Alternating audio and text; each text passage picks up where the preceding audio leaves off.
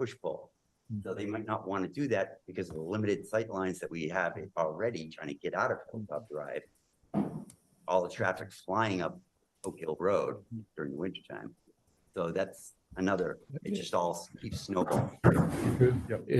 I think clearly DPW coordination is important here, but I'm looking at it on Google Maps. It looks to me like there's plenty of room for a push pole in front of the maple trees there. So they may have to do something about the maple trees, but again, DPW, I think, is pretty capable of sorting this stuff out. Okay. So we had a motion to close the public hearing, which was made and Seconded. Yeah. Okay, all those in favor? All those opposed? I move that we approve the relief that's sought in National Grid's legal notice of the poll hearing for 81 Oak Hill Road. Second. All those in favor? Aye. All those opposed? Okay. 4-1. The next item on the agenda is our annual tax classification hearing, and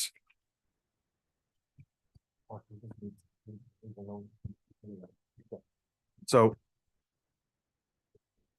The Southborough Select Board shall hold a public hearing with the Board of Assessors Tuesday, November 7th, 6:45 PM to determine the certified valuation of each class of property, the minimum residential factor, and the allocation of the tax burden among the four classes of real property: residential, open space, commercial and industrial, and personal property. The public hearing will be held in the McAuliffe Hearing Room of the Townhouse, 17 Common Street, Southborough. Meeting may also be viewed by the public through a link located at mass-southborough.civicplus.com/674/virtual meetings. All interested parties are encouraged to view and or participate. Additionally, interested citizens may present written views prior to the public hearing. all right, Mr. Spelly. Waiting here for this. Okay.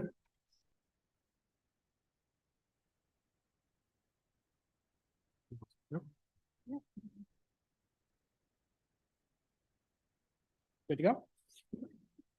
All right, good evening, honorable board members. Welcome to our annual public classification hearing. Joining me, there they are. We got Jeff and Heath from our Board of Assessors. Tammy couldn't join us tonight.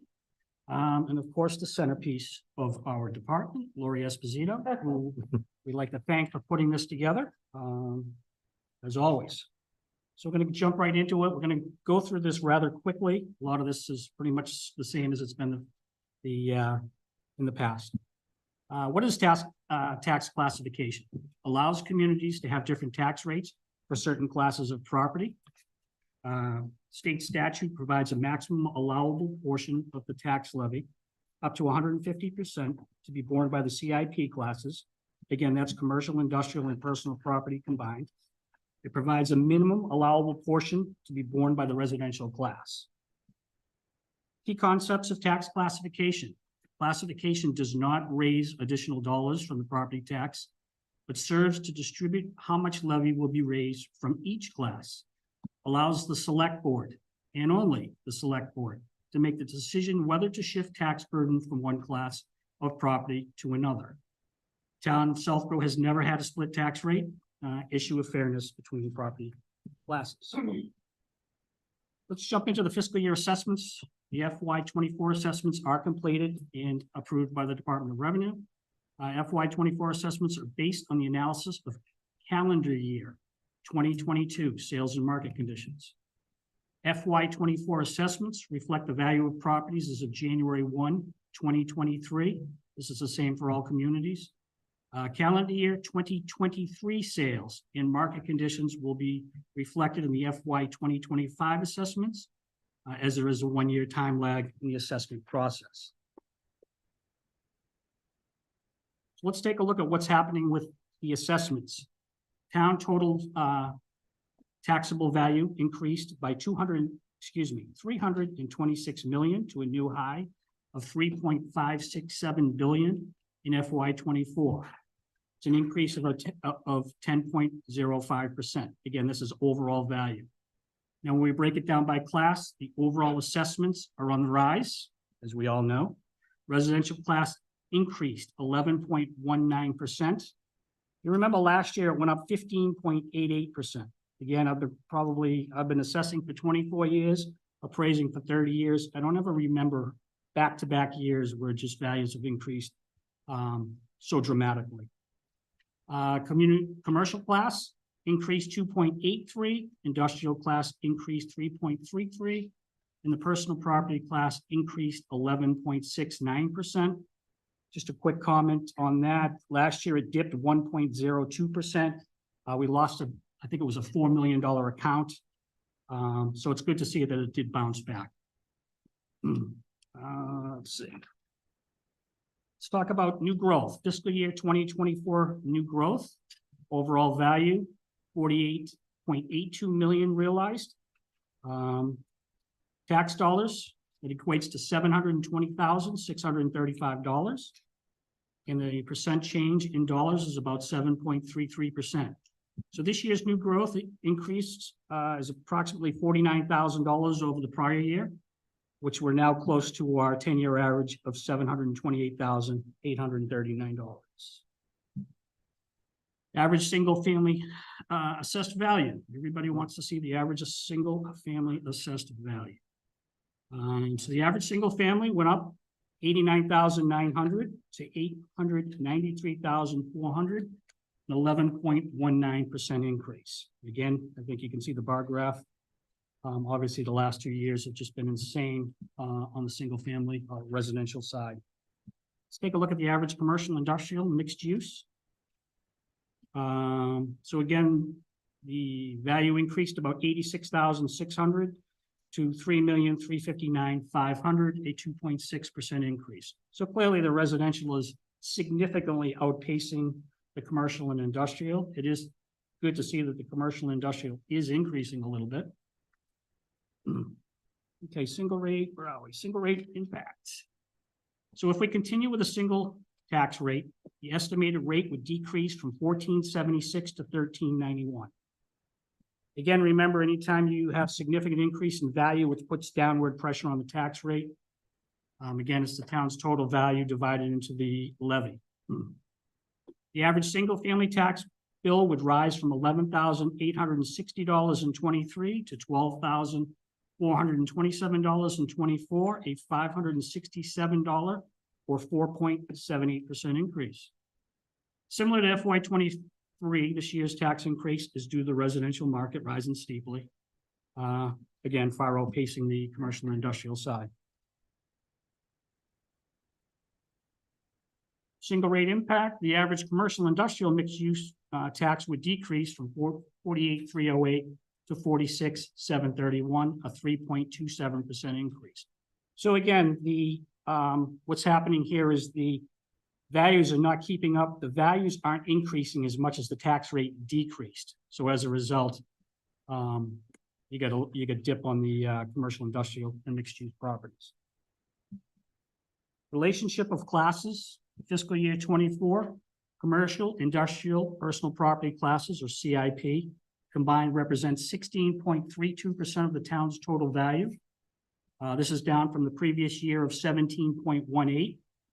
Historically, our CIP typically falls between 17 and 20%. So obviously we're dipping below that. Also keep in mind, the majority of the real estate new growth is on the residential side. Also just wanted to mention, you have a few 40B projects coming down the pike. Those are not taxed as commercial industrial. Those are taxed as residential. So if you get significant value on them, again, it's going to help, push the CIP percentage downward. Okay, so what we have here is a split rate, single rate analysis. Mix it up a little bit and just kind of the gyration of the items you want to look at when considering something like this. Okay, and that's in the blue boxes. And the first one is commercial industrial makeup. So we have no large box stores, as you all know, few national chain stores, primarily small businesses, significant office space, mostly tenant based. The problem with that, as you all know, everybody's working from home, which has caused high vacancy rates as demand has diminished. Whether that turns around, we don't know, but that is a big deal a big worry for us here in Southborough. The next is you always want to look at the percent of commercial industrial. Again, we already talked about it, 16.32% of the town's value. So when that number shrinks, obviously, the shift, you need a larger and larger shift to make any considerable savings to the residential tax bill. Every tax dollar shifted on residential costs CNI $5. And again, that relates back to the pie chart that we did. It's not something we target. Of the 3,800 taxable parcels, only 195 of them, or 5.1% of them, are CIP mixed-use properties, yet it accounts for 16.32% of the town revenue. The other thing, another item you want to consider, many companies pay personal property tax. We've talked about this in the past. 330 taxable accounts right now. We have many more companies, but some of them are not taxed at the local level for their personal property. It generates about $1.5 million in revenue. Most of this comes from the commercial and industrial segment, and obviously helps offset some of the taxes for the residents. Next, you want to look at the economic impact. Single rate is a positive tool in helping attract new businesses to town. We've talked about this many times in the past. It is not the only. I see Sam smiling on that one. Again, it's just one checkbox for us in the positive and trying to attract businesses. Very important considering we have a giant negative, which is no public sewer. From a dollar and cents perspective, obviously CNI is the biggest money maker for the town, as its minimal impact on costly services. So it's important that we try to, we want to see some new growth come in the commercial industrial side, not just the residential. And obviously the AMC land being sold off, there's a big opportunity there. What happens with that remains to be seen. And single rate allows us to stay competitive with the surrounding communities. Sense of community. You always want to take a look at that. I think a lot of times this is understated. I think it's very important for a small community like Southborough. Business contributes funds and resources for our athletic, recreation, scholarship, and community events. Small businesses also provide contributions to the various department friends accounts, rec, and library. Split rate drives wedge between residential and businesses. I wanted to bring this up. This was a quote from a resident who spoke in favor of a single tax rate in a classification hearing about 15 years ago. To me, it still resonates. It definitely resonates with me. She went on to talk about the sense of community and, why would we want to drive a wedge, again, between the businesses. We don't have a lot of them, the businesses and the residents. We don't have a lot of them. And we should cherish what we have, there's no doubt. And of course, fairness. Residents decide town spending and the level of services at town meeting. And that's the crux of our levy. Businesses and entities obviously do not get a vote. Residents utilize a vast majority of the town services. We talked about that. Residents elect the town officials who the decision-making is a split or single tax rate. It's kind of strange. They get no say in the matter, and yet you can split the tax rate and make them pay a higher burden. This is a visual that I pulled off the DOR website. Have to admit, it's still 2 years old. Couldn't find one that's updated. Got to work on that with the data bank from the state. But again, I think it gives you a pretty good visual of where your split rates are. They're along the 128 belt, the vast majority of them, Springfield, Southeastern Mass. Again, the beige ones are, as you can see, are all single rate communities.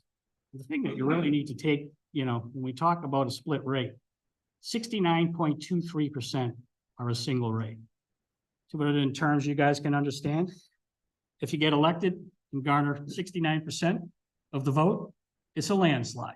So this isn't something it's mostly small communities that are going to run the single rate.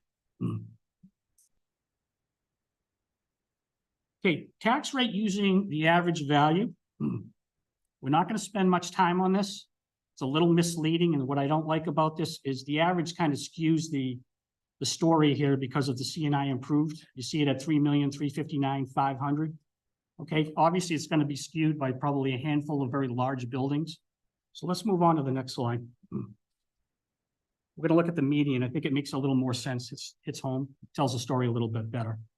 Okay, so if we look at the 5% shift scenario using median value, the median value produces only $114 savings to a residential property, while CIP property goes up $718. In round numbers, for every $1 you save, again, as we mentioned earlier, the residential class, it costs the CIP $5. Okay, everybody likes to see tax rates. Do not assume because you have a lower or higher tax rate, your taxes are higher or lower. Obviously, the level of value for instance, residential can obviously skew those. But everybody kind of likes to see what we're doing there. Just to run through a couple of them that have a split, Berlin, they have a split rate because of the mall. You'll see that a lot of times in some of the smaller communities, they literally target one taxpayer. And I believe Berlin also runs a commercial discount for the smaller business.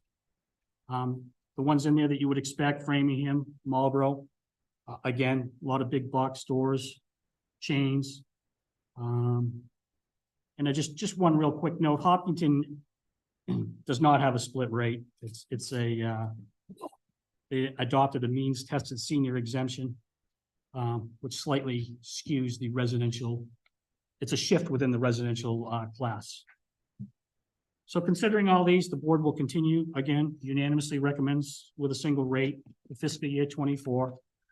None of this has really changed. Let's move on to, we've got two other tax shift options. So remember, we're not just voting on split rate versus single rate. There's also two others. Unlike the split rate option, it shifts burden from one class to another. So that's residential versus commercial, industrial, and personal property. Small commercial exemption shifts burden within the property class. As with the split rate, no additional taxes are raised by either of these exemptions. Although Southborough is not likely candidate to adopt either of these two exemptions, they must be presented in a formal most vote must be taken by the select board to complete our classification hearing. Not going to spend much time on either of these. The residential exemption shifts tax burden within the residential class from lower assessed properties to seasonal, rental, and higher assessed properties. Typically, this exemption is adopted in the areas with a low rate of owner occupancy. Examples would be communities with lots of rental property, like your Boston and Cambridge, or lots of seasonal properties, such as Barnstable and Nantucket. A whopping 18 towns out of 351 have adopted a residential exemption. Again, it's not really applicable to Southborough here. I run through a scenario here that shows a shift. The scenario is 95% of the residents qualify for a 10% exemption. It's kind of a worksheet. We put this together. And really the break point is 1,070,940. And again, shifts taxes off the high and puts them on the lower end residents, shift within the class. Has nothing to do with commercial industrial. Commercial exemption. This exemption creates a tax burden shift that reduces the taxes paid by owners of properties occupied by small businesses and shifts them to large commercial and industrial taxpayers. So again, I believe this is what Berlin did adopt. This is typically found in communities with a large commercial and industrial tax base. Only 14 of 351 communities have adopted a small commercial exemption. So again, it's not really applicable to the town of Southborough. So the board unanimously, recommends not to adopt either of these two. So lastly, it's further action items. Mr. Chairman, the select board discussion. We go to public comment. Again, it's public comment, not discussion. Select board vote, and you're going to take 3 votes, Mr. Chairman. Thank you. It was a very good presentation. It's basically in substance the same presentation as last year. And I know The same as the next 10 years, probably. And the 15 years before that. So I guess I'll just first start with Al and Marguerite, if you have any questions or Thank you. It's an excellent presentation. This is my first time through this in a while. I am not in favor of a split rate. Everybody wants somebody else to pay for the things we want. And if we're unwilling to pay for them, then we need to go to town meeting and find budgets that we want to reduce. That's the path to reducing your taxes. I'm not in favor of a split rate either. I'm mainly to protect small businesses that are operating on narrow profit margins. Sam, Kathy? Do you want to go first or should I? Okay, okay. Again, as Mr. Sabelli and his colleagues know, I've followed this pretty closely for 15 years or so and seen this pitch.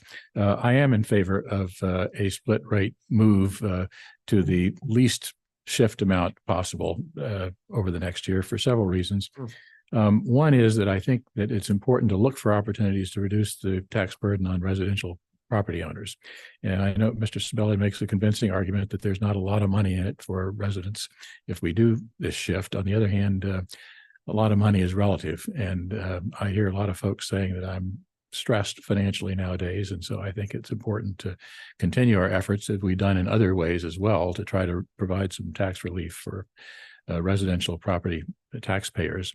And the split rate is attractive in one sense for me, and that actually does offer an opportunity to shift some tax burden to people who don't live in Southborough. So people who both own and support some of these businesses actually live outside of town. So it's an opportunity for us to broaden our tax base a little bit. And a big comment that we hear frequently, and even tonight, is that this makes a difference in terms of business decisions to locate in town or to hire people. And I've, again, followed, and I know EDC has written letters and various other business communities annually. We got one from the Metro West, I think, group, make that pitch. But a number of years ago, EDC actually arranged for an economist from Northeastern, Dr. Barry Bluestone, to come in and make some presentations to the committee. And at that point, this is about 10 years ago, I guess now, Barry was saying that, tax rate does make a difference. However, in 2020, Barry released a study of 25 municipalities in Massachusetts and looked for econometric analysis to say how do businesses make decisions to either locate in towns or to add employees. And it turned out that the key employment and new establishment factors, the one that had the most impact, are things like economic development marketing, for example. So maybe we need to bump the EDC marketing budget, available sites, timely permitting, and site amenities. And there are some other lesser factors in that as well. And the things that he determined were not a significant factor, in fact, a negative correlation, were physical attractiveness of the town or city, low local tax rates, i.e. split tax didn't make a difference, cultural amenities, and rents costs, as a matter of fact. So I guess I don't buy the argument that this is going to make businesses flee Southborough or it's going to make people avoid Southborough. And I think this is worth an effort to see how this works. And so I've supported it in the past, and I continue to support the minimum possible shift toward split tax rate, higher commercial industrial and lower residential. So I expect to be outvoted, but I think it's worth making the point. And we've not heard from Mr. Guyer this year, so that saved us some time, but he speaking through me, I guess. Thank you. So I'm glad you went first. I forgot that you support a split tax rate. So what do you mean? What's your minimum? How do you define your minimum? The state actually limits you in terms of your ability to move in any year. And Paul, I can't remember the minimum amount, but it's like a 5% shift or something like that. I believe you could do a one. I mean, I'm One. not sure if there's a minimum, I thought there were, okay, what's the maximum you can do then? 150. 150%. So I think I'd proposed 10% shift in the past, and 5 or 10% to me would be, I think I'm interested in testing the infrastructure, try it, see if it works, make sure we can handle it administratively. And if it doesn't work, we can always, pull back. But it gives us an option that we can execute quickly and reliably if we get to a point going forward that we really need to find a way to provide a little relief to the residential taxpayers. So that's where I am. So so theoretically, I don't support the split tax rate. But I want to find relief too for residents, but I want to find it by finding ways to reduce the overall budget, not trying to shift from one group to the other. And with all respect to, Mr. Bluestein, the, vaunted economist, rent does play a role in making decisions where to go. That's just a fact. You can say all he wants to, it doesn't, but it does. And of course, the real estate taxes that the landlords pay will determine the rent they charge. So your rent is going to be based on the expenses that they incur. So the other things may not, but absolutely someone's going to look at rent as part of a decision. Anyway, Well, we can talk about that further. I look at rent too, but I guess I'm most interested. I actually do buy locations in my day job. And, I look at labor market primarily, where can I find employees that have the skills that I'm looking for?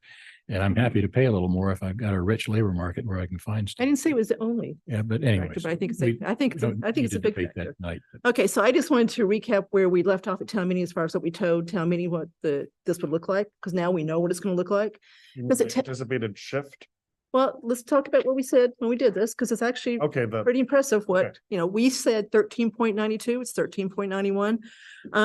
But we go to town meeting and advisory especially tries very hard to make sure everyone there knows that the impact of the budget that's being proposed is estimated, because Paul hasn't finished and Lori haven't finished her work on valuation. So in the past, until COVID, we weren't too worried about this shift because we didn't have the shift. And this is 2 years in a row, we've had this shift between the two classes.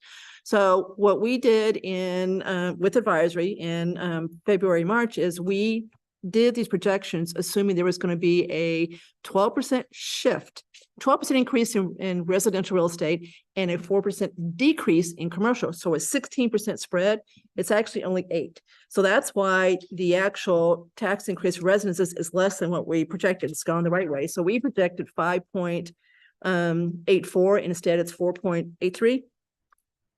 So it's a whole point less, so that's good.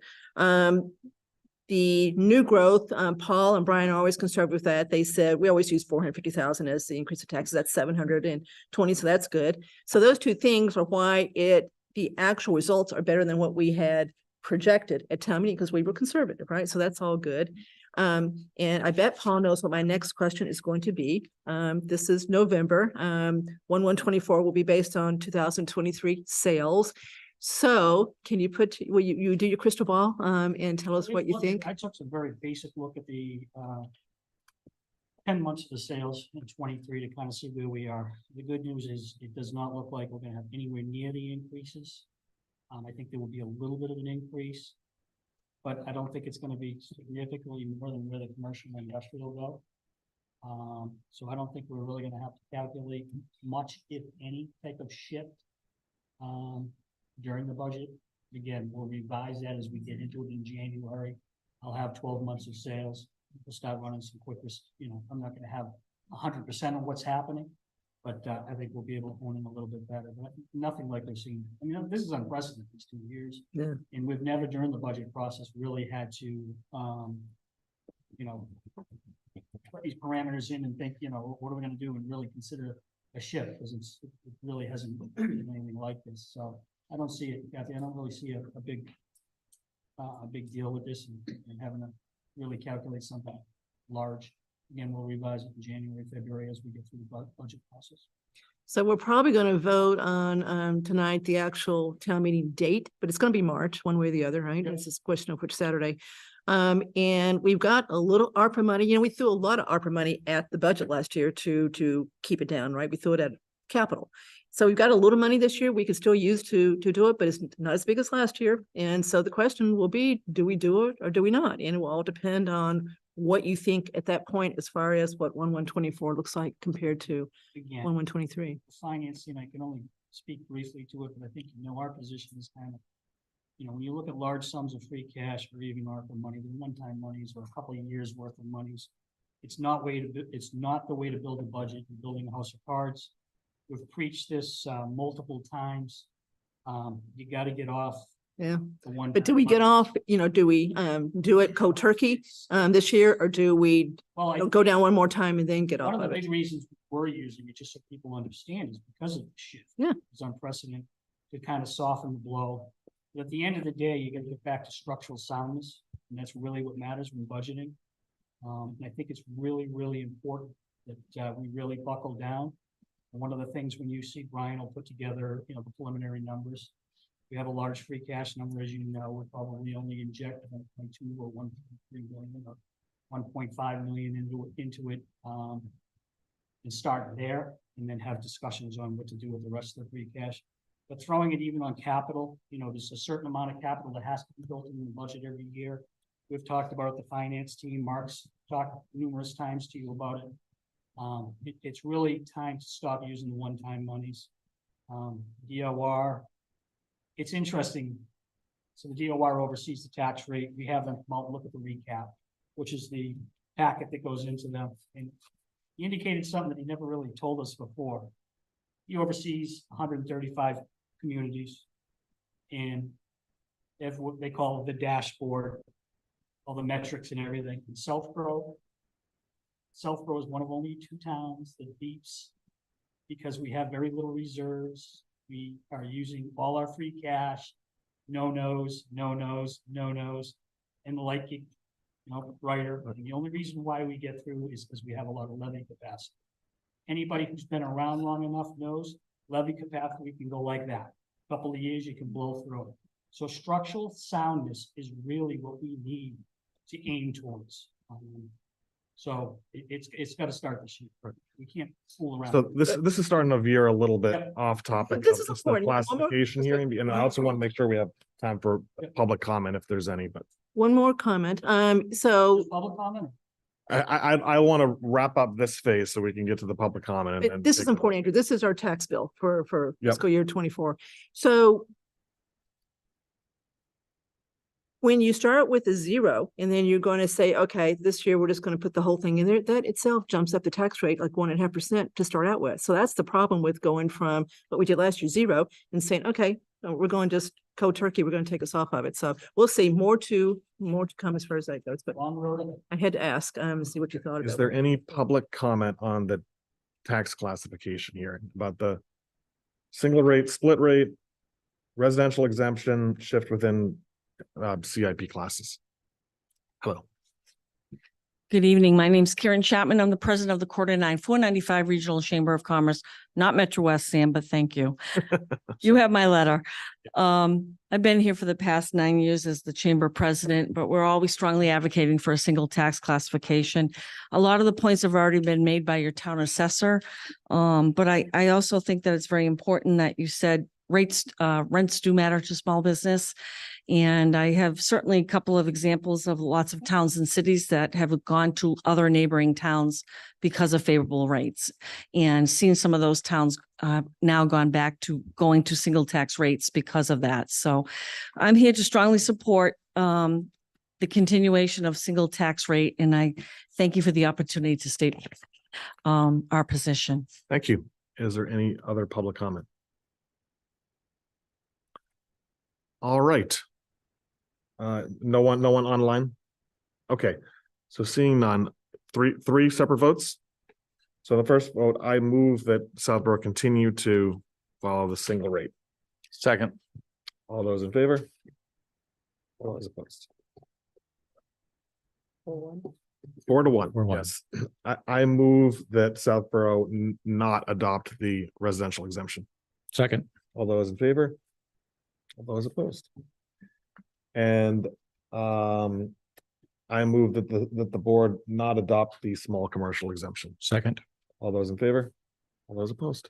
Thank you. Okay, so now do we need to close the public hearing too? Or is that necessary? You should. Might as well. Okay. I move that we close the public hearing. Second. All those in favor? Aye. Thank you. Well, Thanks very much. See you next year. All right. Okay, so we're running a little behind schedule, but we're now, the next item on the agenda are 2 committee appointments.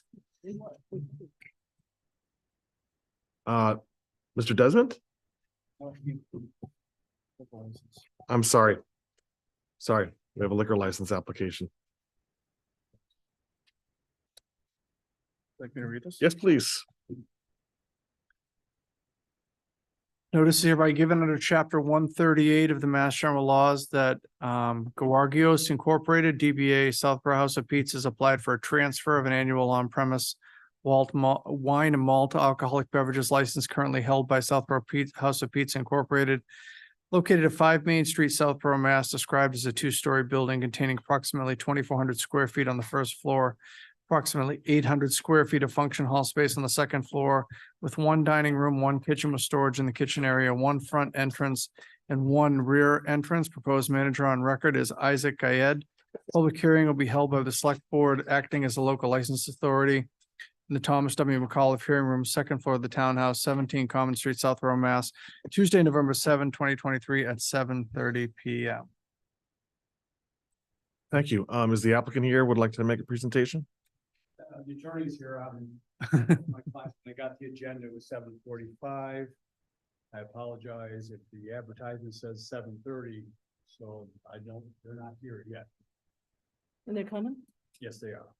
Okay, So do you want to The do the, agenda says 7. so if you want to pivot and do the Yeah. interviews first? Okay, we can. yes. Sorry. Okay. so we'll wait. We'll table this for now. So Paul gets to. Yes, you are. Actually, wrong, we're not behind schedule. Well, I'm certainly familiar with who you are, but I thank you for volunteering for one of the open spots on Shopsy with the term to expire June 2026. Here's a quick opportunity to introduce / reintroduce yourself and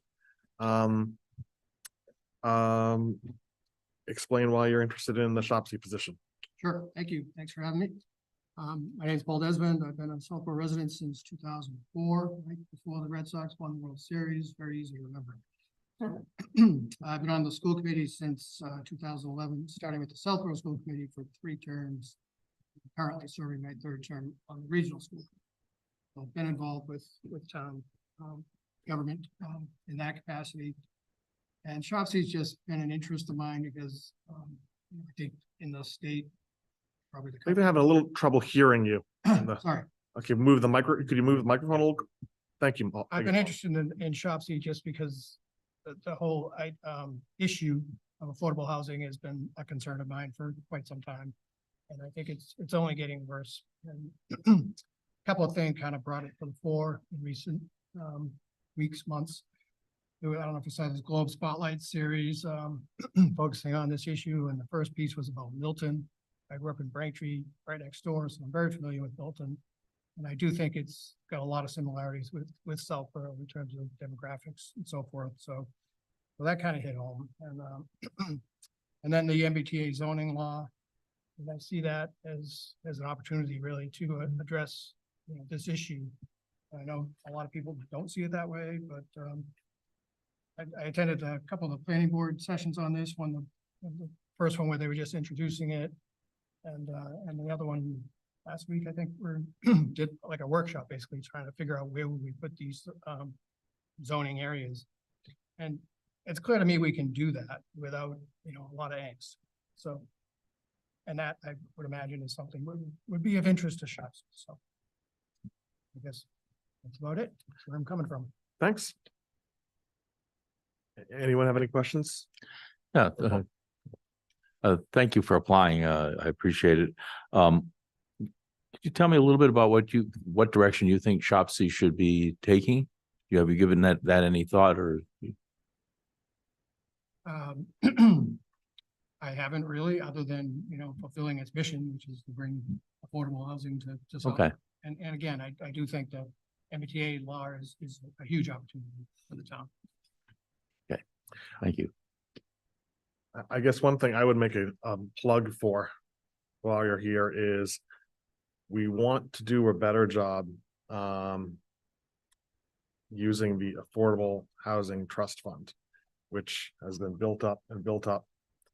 And we haven't been able to really put those monies to good use. So one of the things that has been discussed at Shopsy is a annual warrant article so that CPC money that goes towards community housing could be just automatically transferred each year to the Affordable Housing Trust Fund, so that the Affordable Housing Trust Fund has the money and is able to kind of quickly act on an opportunity which is before it without having to go to, 2 or 3 or 4 different boards and have a public hearing, discussion among multiple different boards, and that slows everything down. So that's just one thing. That's one of our priorities, and I hope it's also one of the continued priorities of ShopC. Thank you. Certainly take that under consideration. So thanks, Paul, for stepping up to do this. I thought you were a school committee even before 11. It seems like you've always been on the school committee, which is not, that's a compliment, not a criticism. So to kind of piggyback what Andrew just said, the advantage of the affordable housing funds being in the Affordable House Trust, which is controlled by the trustees and not the town. The trustees are the select board for now and 2 other people, but we can make decisions. We can buy property. We don't have to go through town meetings. So, sometimes you got to act fast when there's something available. The seller is not going to say, oh, I'll wait 2 town meetings or whatever it takes to do it. Right. So that's the advantage of getting the money moved over, but we can talk about that later. I think more importantly, we're not sure we've got the right structure as far as truly trying to get something done. You heard what Mr. Sabelli said, and if I could have talked a little bit more, I was about to say the following. The average house price in South Cornell is almost 900. That's the average. So you just take the total assessed value, divide by the number of houses, right? And so if you got expensive houses, I think the most expensive house is assessed at $5.8 million. Those expensive houses skew that high. The more important number, I think, is the median price, which is $812. So that just means you take all the houses and pick the one in the middle, right? So that's, $812,000. So it really is expensive to live in this town now.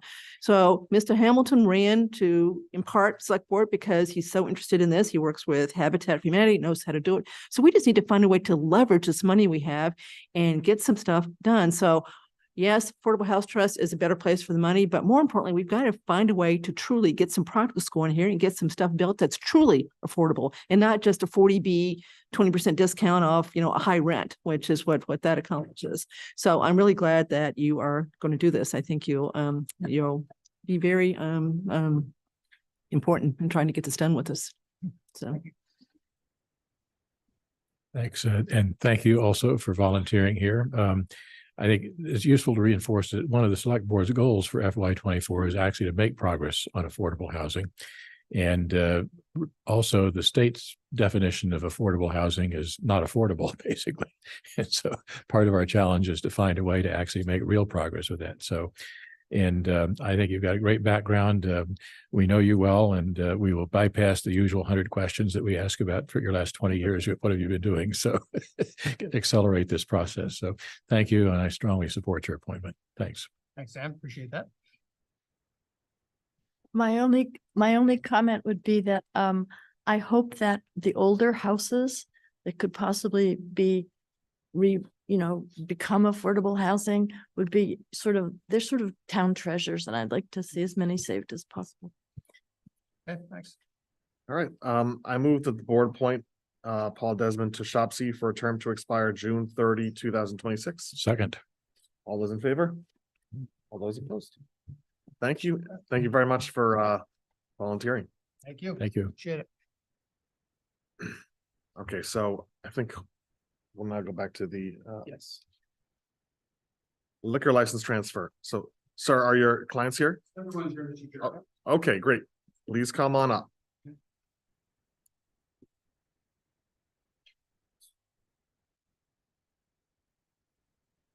Okay, all right. Not here yet because we put on for 8 o'clock. Thought we were running behind. We're actually running ahead. I was wrong. Okay. Would you, Good evening, Mr. Chair, members of the board. My name is Tom Truax. I'm an attorney in Salem, Massachusetts. I'm here on behalf of this prospective transferee, which is Gawargius Inc., doing business at Southborough House of Pizza. And with me, introduced to my right, is Mr. Isaac Gayed. He's the president of the corporation. He's also the proposed license manager. And to my left is Mr. Retta Bieneman, And he's the treasurer of the corporation. These are the two principals of the corporation, the principals of the business that'll be running the business. The underlying transaction is fairly straightforward. It's a sale of assets of the business known as Southborough House of Pizza, which includes a transfer of the Section 12 restaurant wine and malt beverages license to the buyers here. And the seller is substantially selling all of those assets. There is seller financing provided, and I provided a copy of the promissory note, proposed note, and proposed pledge agreement. So the seller is requesting that there be a approval of a pledge of license as part of the collateral for this seller financing this loan. As experienced, both Mr. Guyette and Mr. Beneman are TIPS certified or ServSafe alcohol certified. As to Mr. Guyette, while he has not worked at a pizza shop that sells beer and wine, he is currently and has been the manager at a 7-Eleven Westboro with a beer and wine license. And as he and I have talked about, I do a lot of these with pizza shops and with 7-Elevens and other convenience stores, and a package store sells an awful lot of beer and wine. So there's a lot of, and tobacco products. So there's a lot of checking IDs going on. I'm sure a lot more than what goes on at Southborough House of Pizza. So I think it'll be in good hands with Mr. Guyette. He indicates he's been there since 2016. So that's about 7 years worth of experience with beer and wine. There have been no violations at the Westboro 7-Eleven store as well. He's very familiar, as I said, with the carding process, and he's going to be certain that there's no violations that take place at this restaurant. As for Mr. Beneman, he has been working and training with the owner, with Mr. Christos, at the restaurant, the current restaurant, for the past month, and will continue to do so until the license is approved by the town, by the ABCC. So he'll rack up about 3 months of training.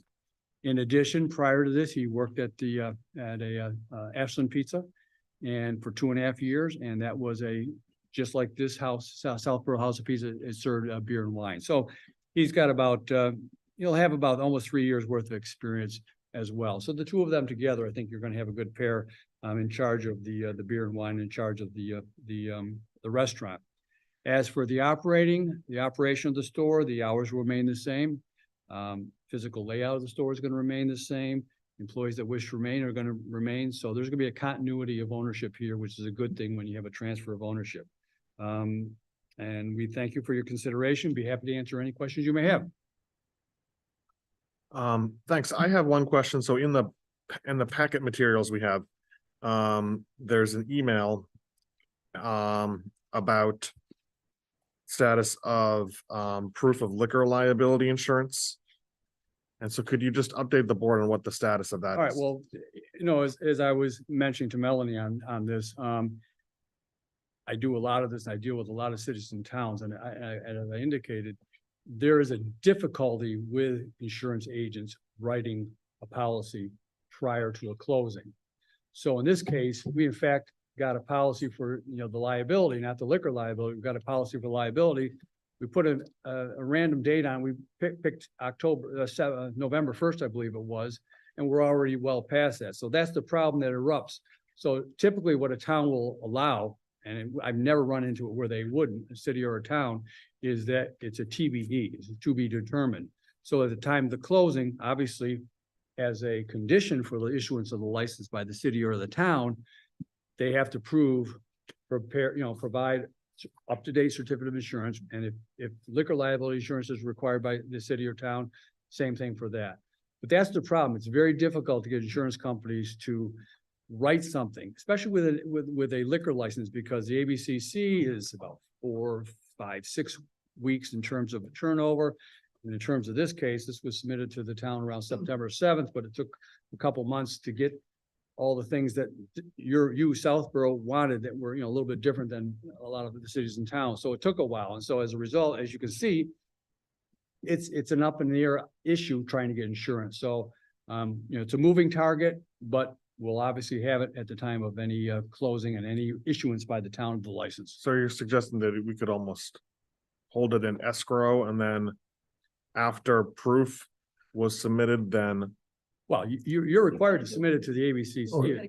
Approve. You can do it 2 things. You can make it a Contingent. condition, your approval conditioned upon receipt of those certificates. Yep. Or in Melanie's case, actually giving out the certificate, she's not gonna give it out until Yeah. proof of insurance is, it's your choice. Okay, thank you. Kathy? So I just have one question. This was a big package. Thank you for Mike. putting it together. This is a big change, so you're gonna be a landlord now and so who is Anba Karas Inc.? That's my corporation for the 7-Eleven. Okay, which has nothing to do with this, or does? Okay, Well, so it just, If there was, don't forget, the ABCC requires bank statements, so I don't remember off the top of my head, if there was bank statements provided for purposes of where the money was coming from, I just don't know. no, this is just the thing you print from the Secretary of State that shows the annual report stuff for that entity. So I didn't know what it was, because that wasn't referred any place here. So can we just go back over sounds like it's chicken and egg.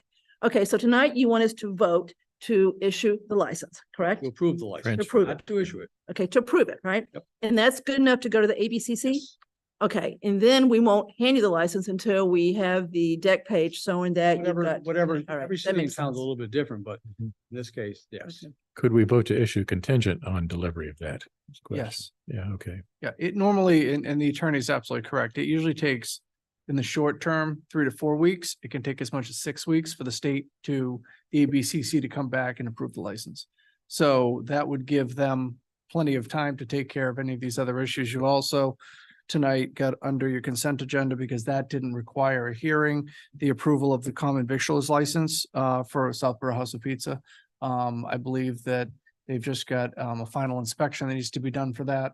That can happen, as well, and that would be held obviously until that is done. So So you're not going to close until you actually have the Yeah, ABCC? that's, if you Okay. read the Yeah. person sale agreement and any person sale agreement. I read most of it, but I did it pretty fast, so I did read it. It's always a condition that ABCC approve. That's the last step.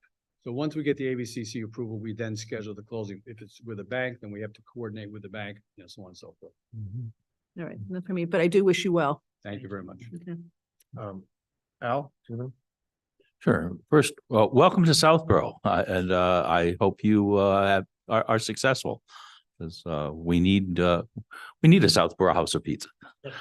And yeah, I think you've done heroic work just filling out the applications. So that's really all I have to say. Also glad to hear that the Southborough House of Pizza will continue. Yes, but you're signing up for a lot of hard work. That's the other part. A question, Mr. Guy, you are going to be managing the site now full-time, is that correct? Yes. So no more 7-Eleven in Westboro? No, I still be between here and there, but there I get a manager too, so over there I don't have to go to crazy hours, maybe 20, 25 hours. Okay, but you will not then be full-time in Southborough? Oh, yeah, definitely. I can't be here. Oh, but how can you be full-time here and spend time in Westboro? Working hard. Oh. So they too close, They're only 4 miles Few apart. hours here, Okay. 10 Um, hours here. Also, in terms of staff continuity, is it likely that the current staff will continue? Would hope. Hard to know for sure, but you think that's likely? Okay, good. Okay. Again, welcome and best wishes for success here. So thank you. I'm fine. Okay. So, are we approving a transfer or the, transfer. okay, yes. So I move that the board, any public comment before we? act on No this? hands up in the audience. Okay, thank you. Sorry. That's- Okay, I move that the board approve a transfer of liquor license for Southborough House of Pizza to Gawargio's Inc. A contingent. On the condition that the applicant produced to the town satisfactory evidence of insurance, including liquor liability insurance. Second. All those in favor? All those opposed? Thank you. One other thing we just ask you to vote on for the record is the approval of the pledge of the license for the seller financing. It's not part of the public hearing. It's not required to have a public hearing, but it's required to have a vote on it. Okay, so moved. Second. All those in favor? Aye. Those opposed. Great. Thank you very Thank much. you. Do, Appreciate do it. we want to deal with the CV license now or that later? It's a That's on the consent. consent agenda, You can but if we you- could, if you wanna yeah. vote it now. No questions for that?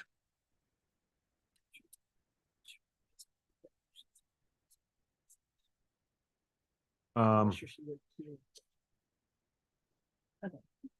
we'll take care of it. I move that the board approve consent agenda item B. Second? All those in favor? Aye. Those opposed. Okay, Take that care of takes care of it. everything. Thank you. Thank you. Good night. Good luck to everybody.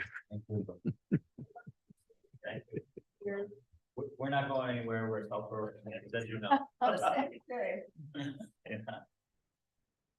I move that we, Thank you. I would Thank you. close the public hearing.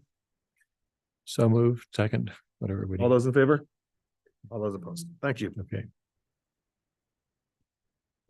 Is that really a public hearing? Yeah. I think so. Yeah, I think it has to be. Yeah.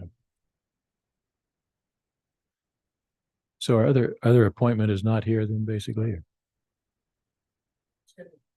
Ah, okay.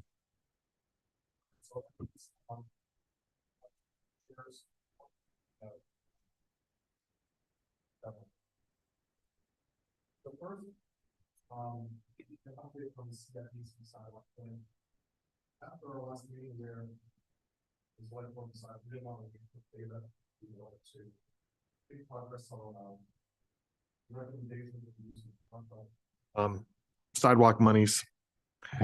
I related all that to the chair of CIPC and since that time he's met with Bill Cundiff and they're preparing to aiming for January to get us some type of a recommendation on that. So that's good. Second, But to be clear, that doesn't eliminate the original request. We still want them to come back with a comprehensive recommendation for sidewalks all over, but at least takes the time pressure off that by doing the short work and getting the ARPA money out of the way. yeah, the key is that it's not going to wait for beta. Right. Okay. The big one is, but this one's not. Okay. Second, Mr. Malinowski also contacted us about the Community Center Exploration Committee, which is nearing the end of their work and owes the select board a presentation at some point. The charge expires at the end of this calendar year, but they would prefer to come in and make a presentation in January instead and are looking that would require extending their charge at least to the end of January. So I just mentioned that as under preview of coming attractions. Veterans Day ceremony is this Saturday, November 11th, 11 a.m. And I'm planning to speak. I think we've seen some emails about who's marching and seen some positive responses. So that's good. It's a pretty short march. It's just from the community center to the All Warriors Memorial. Also, as you've probably seen, Mass Housing issued a project eligibility for 250 Turnpike Road. So the current status, and please correct me if I'm wrong, Mark, is the comprehensive permit application for 120 Turnpike Road has been filed. That was filed on November. Yes, with the ZBA on November 1st. And the 250 comprehensive permit application would be coming shortly. So that's a big deal. The ZBA is going to have 3 pending 40B comprehensive permits All at once. all at once after several years of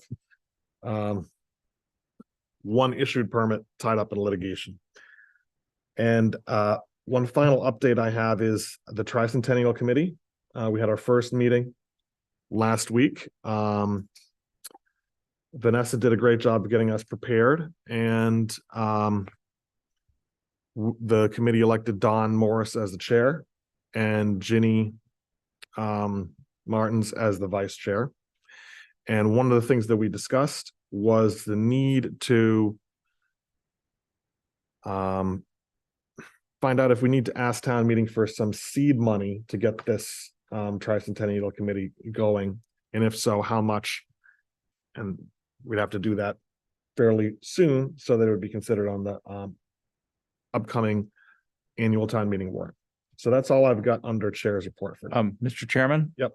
On the 250 Turnpike, does the board want to provide a letter similar to the one we did on 120? It's obviously going to be a bit more nuanced, but You know, I think that's a good point. Maybe we'll put it on the next agenda for consideration because, yeah, I think that's a good point. I think we should, because if we don't, then I think it sends a message that we're not intending to send, which is we don't support it since we sent a support letter for 120. So I think we should with the nuances that Al's referring to. Okay, thank you. That's a good point. So on members report, starting on. you want to talk about the regional dispatch update? Sure. Sam and I have been busy. We spent part of an afternoon at the Neshoba Regional Dispatch Center. That is a small dispatch center. That is, they serve 7 different communities, but they're all relatively small, serving only about 35,000 people. It is not as technically sophisticated as the Holbrook one, but I did get some very good sort of economic data. They charge each of their communities exactly the same amount because essentially each of these communities that they serve has exactly the same problem that we have, which is, you know, they have to have some minimum level of staffing, and so their avoided costs are almost identical in each case. Each community pays about $200,000 a year, and just by comparison, you know, our current target is right a little over 600,000, and so it is a traditional rec in terms of its governance structure and its assessment process. The second thing we did was we went and visited Foxborough. Foxborough is a very glitzy sort of site. They serve 4 communities. And sort of the interesting thing is within 2 of those communities, there are large venues which can place a substantial burden on a dispatch staff. In fact, they actually have an operation that works at Gillette Stadium.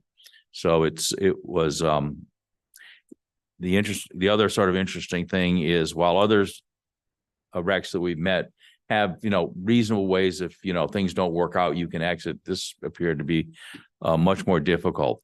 The overall observation that I have is that the whole landscape is in a state of flux. That is, not all of the recs that are envisioned or are being formed are going to survive. This is a race to scale, and scale is measured in populations of hundreds of thousands. I spoke to the folks at Neshoba, and they've got a plan to try and get to 100,000 fairly soon. Holbrook was at 200,000. Foxborough is at about 100,000, not counting the 70,000 that show up for a football game or some other event. I think we have now visited the relevant cast of characters, and it is time to sort of move into the next phase. And I think the next phase starts with sitting down with Mark and the chiefs to sort of talk about how we want to proceed.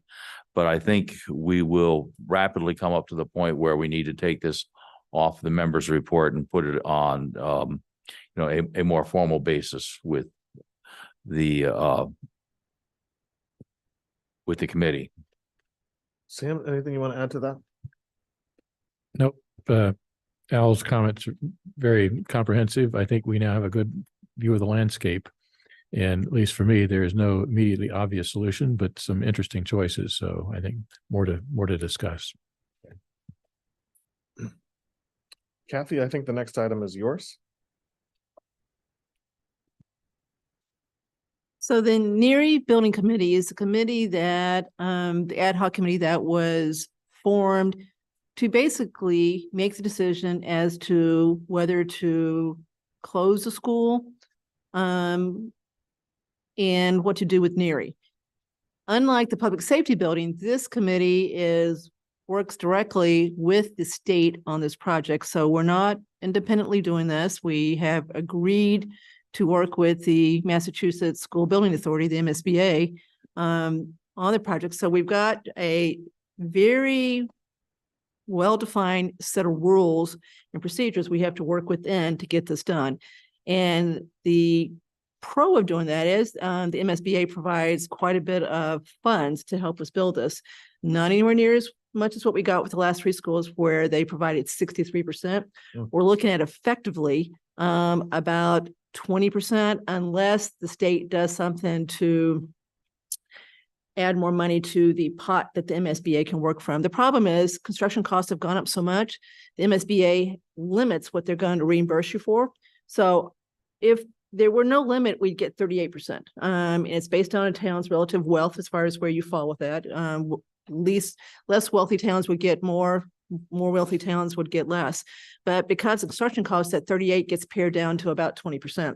So we're looking at footing a much bigger share of the bill for what we do than what we did in 2000, 2001, 2002 with Trotter, Finn, and Woodward. And construction costs, of course, are much more expensive per square foot now than they were back then too. It's not, I mean, it's a multiple. So the committee is off and running. And again, we've got to follow these rules of state. So what the first thing we had to do was form 3 subcommittees. So finance committee, communications committee, and a designer selection committee. So there are 7 of us on the committee, and we've all kind of broken up into pieces. And as always, I'm on the finance committee with Andrew Pfaff and one other person. So everybody's got their little subcharge to carry forward with. The one decision that's been made that's very important is we have selected a outside project manager, or owner's project manager, to basically lead us through the whole process, not just the design phase, but through the construction phase. And this is a long-term project. We're talking, last time we looked at this, it could be 2029 before it's actually finished. So, we got a long way to go before we truly have a project that is done. And the MSBA process does slow this down quite a bit, which is one of the cons of working with them. So Stanska is the owner's project manager. So that's done. We are now in the process, the subcommittee that is the design committee is in the process of selecting a designer to actually design the project and do the feasibility study that the MSBA is requiring. So we signed a contract with MSBA saying we're going to look at 3 things. We're going to look at closing Finn and moving 1 grade to NERI, closing Finn, moving 2 grades to NERI, and not closing Finn and just rehabbing NERI in its current footprint. So that's our 3 choices. We've agreed with MSBA that we will look at all 3. That's the feasibility phase of this. And then from there, we will make a decision as to which one to go forward with. So that's kind of where we are at this point. I will do regular updates of this as time goes on and things starting to pick up, but we're getting there. So decisions are being made at this point. But that's where we're not, there's still no numbers to talk about. We're a long way away from that point other than to say it's going to be, no matter what choice, very expensive. Andrew, Okay. Yes, could I add one item? absolutely. Late addition before the agenda, after the agenda was set. I had the pleasure of attending the Assabet Votech 50th anniversary of their facility up in Marlborough. Very impressive event, as a matter of fact. They obviously have been around for a while, and I think Southborough students have benefited from that. We get a certain number of slots there each year, and they are actually at capacity now. They're trying to figure out ways to expand, and they need state money to do that. But one of the things that was interesting to me is we had a tour of a number of the classrooms. We got to see some of the building trades classes, the technology, and the healthcare classes. And I was, as a former teacher, I was always challenged to keep the back row crowd awake in the classroom. There was nobody I saw that was not fully engaged, student and teachers.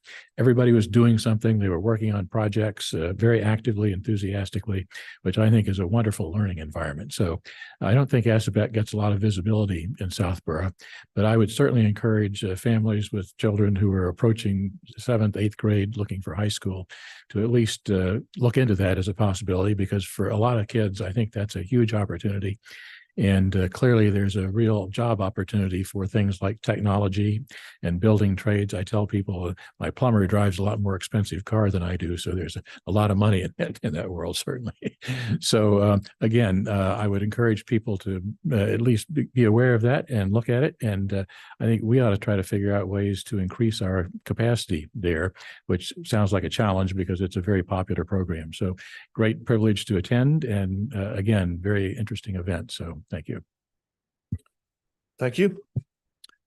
Thank you. I do also want to offer Mr. Stiver's comments, just give a plug for Assabet. They've been very good, Southborough, in terms of giving back. We've had, work done by the students, the golf clubhouse. They redid the entire outside of the clubhouse, put the deck on. And right now you can see them working the junior and senior classes. They alternate each week, working down in the senior center, putting on the addition. So they do great work and they've been very supportive of our projects and we appreciate that. Two quick items. The first one that I was asked to pass on by Ms. Hale is that the video stream is not working right now with YouTube and Zoom. So the people that you see in our room that are participating, they can only hear us, can't see us. For some of us, it's not a bad thing. But you know, they are able to watch it live on the government channel or on the SAM website. So that's just a PSA. So the people that are, you know, in the room, so when Orla Daly does her interview for her position momentarily after I stop speaking, we won't get to see her. We'll just get to hear. Second thing, the only other thing that I had, I just wanted to acknowledge the employee recognition event that the board hosted, breakfast last week. It was a great event. We budget to do this like once a year. Based on that event, I'm hoping the board is going to be amenable when you see some increase in that budget line this year to add some more events. We did have about 40-50 people went. I was extremely pleased. Every board member came. And sometimes the board members tend, excuse me, to kind of settle at a table and just kind of hang at the table. Board members moved around the room and really got to talk with everybody that was there. Again, 40 to 50 people came. It's hard to find things to do for, you know, for employees and everything in that. The one unifying thing I think we found over the years is food, right? So, and people really appreciated that. And I do want you to know that if they did not reach out to you directly, a lot of thank yous were said on the way out of the room and after the fact. So people do really appreciate that. I do want to acknowledge the board issued, gave certificates out to employees who've been with the town for at least 25 years. The dean of the event, no pun intended, was Dean Sabelli, who's been with the town for 35 years. Bridget Galaney, been with DPW for 35 years. George Mooney, DPW, 33 years. Kim Ivers with the library, 29 years. Tim Slakovitz, police sergeant, 28 years. Gene Johnson, DPW, 26 years. And Cindy Beard with the Council on Aging, 25 years. So congratulations to them. We really appreciate them being part of our team and appreciate the board supporting and giving back, you know, in this way to the employees. It is appreciated. So thank you. So I think now we move back to appointments. Yes. Okay. So Miss Daly is. Is Miss Daly available? Yes.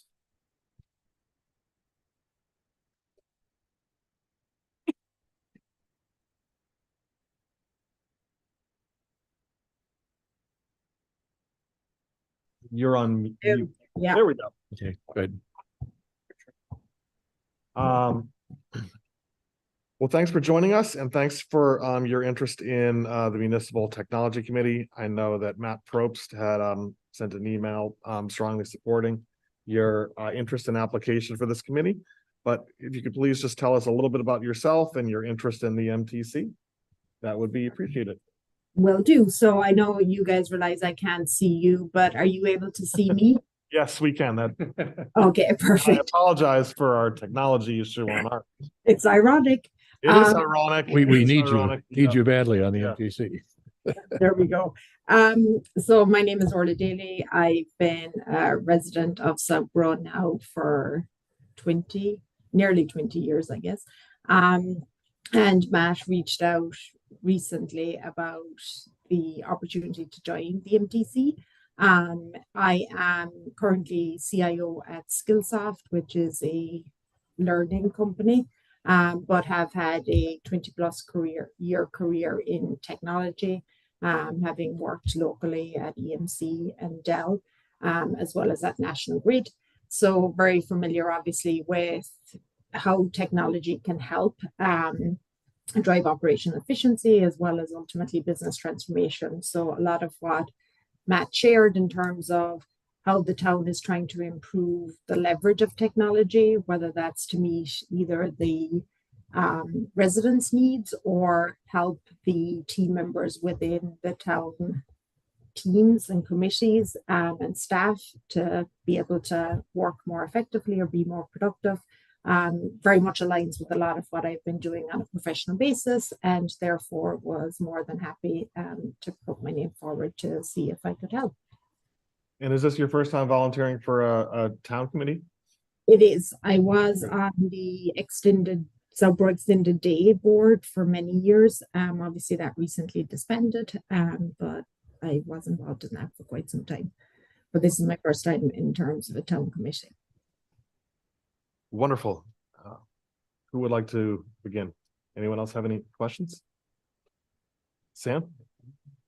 Again, I'd offer our thanks for your volunteering for this. This is I've always thought an extremely important committee. I think you will find that we are making good progress in some areas, and we're in the dark ages in other areas. And so the challenge is to try to take advantage of what technology offers for us in a world where we've got limited resources for staffing and technology expenditures. So it's an ongoing balance to try to find the resources to do the things that that make sense. And we've sort of been threading the needle on that for a number of years, and we hope that we can continue to make good progress. And again, one of the key things is expertise from the technology committee, where we've got a number of folks who are very skilled at these things, that I think can be very helpful in terms of keeping us on the right track. So again, thank you. And we appreciate your volunteering. Excellent. Happy to help. Kathy? So Orla, thank you for stepping up. I think you'll enjoy this committee. Matt Probst's recommendation is all I need. We've got a lot of things we're going to start working on in the next couple of months. So you're joining at a really good time. Awesome. Yeah, no, and I'm looking, Matt did share some of what the team has been working on and the strategy document that they pulled together. So certainly looking forward to learning more about what they've already done and what they've learned in terms of the needs as we go forward. Thank you for volunteering, and I'm sure I speak for everybody. Let us know what we can do to help. Thank you. I appreciate that. Yeah, that's Al Hamilton. Thank you for volunteering. I will merely note that we couldn't afford any of these members if we actually had to pay them. Yeah. Yeah. And clearly, we know you're in it like the rest of us for the big bucks here. So Yeah, it's no, all absolutely. great income opportunity. Thank you. I move that the board appoint Orla Daly to the Municipal Technology Committee for a term to expire June 30, 2024. Second. All those in favor? Aye. All those opposed? Unanimous. Congratulations. Thank you very much. And Thank will you. receive an appointment letter. And then you will come in and get sworn in by our town clerk. Great. Thank you very much. Excellent. And then we can work on getting Zoom camera. And next time we meet, I hope that we can both see you and you can see us. That's right. Yeah, that'll be All right. the measure of my success. All right. The first task. Yeah. Thank you. Thank you. Good night. Bye-bye. Bye-bye. Okay. I'd like to get to the consent agenda and then take a break. So I am going to hold the open session meeting minutes from October 24 because I don't think we have them. Okay. And I'll also hold the executive session meeting minutes from the 26th. Okay. Any other holds?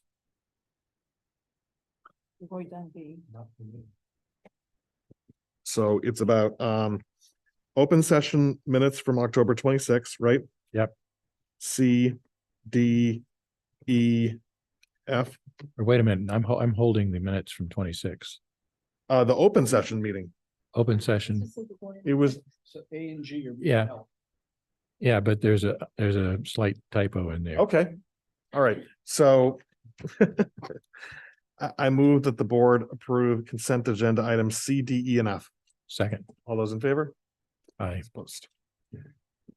Sam, do you have edits to the open Yeah, session meeting minutes from? 26, line 24, list of documents, talks about the documents at the October 10th meeting, not the October 26th meeting. Just a wrong date in that one. Any other edits? That's it. High level edits, Okay. partner level. I move that the board approve the open session meeting minutes for October 26th as amended. Second, All those in favor? Aye. Opposed. I think that's all we can do with the consent agenda. Yes. Yep. I'd like to just take a quick 5-minute recess if that's all right with everyone. Yes. Okay, thanks.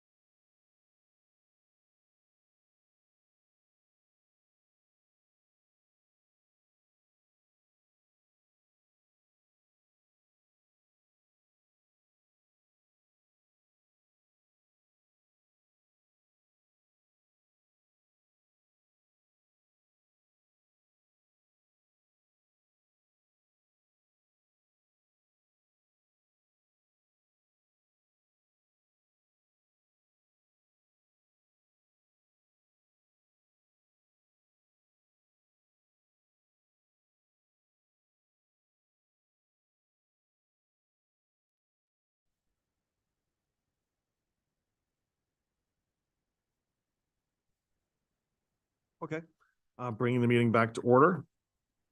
The next item on the agenda is really a two-part item. Update on South Union School and discussion of committee charge. So the first part of this is really meant to just update the public. So for people that have been following this, our discussion about 21 Highland South Union School over the past several months, the primary thing you heard about was the formation of this future use committee for the building to consider different uses for it. While that discussion took place over the last month, St. Matthew's Church, through its pastor, Father Flynn, reached out to the town and the select board to express serious interest in acquiring the South Union School building for a Montessori preschool and a basketball court. And actually, the Father Flynn had reached out to the town actually several years before the most recent expression of interest. So it's been a longstanding interest of his. And the select board is interested in the expression of interest that the church had expressed. It looks like it could be a win-win-win situation where the historic building could be preserved without developing the rest of the open space in the property to fund the preservation of the building. We could add a preschool that would help with childcare needs of young parents and also avoid the long-term maintenance costs associated with the building. If there was to be a deal along these lines, there'd be many, many details that still would need to be worked out so that the voters at town meeting could properly consider whether or not it's something that would be good for the town.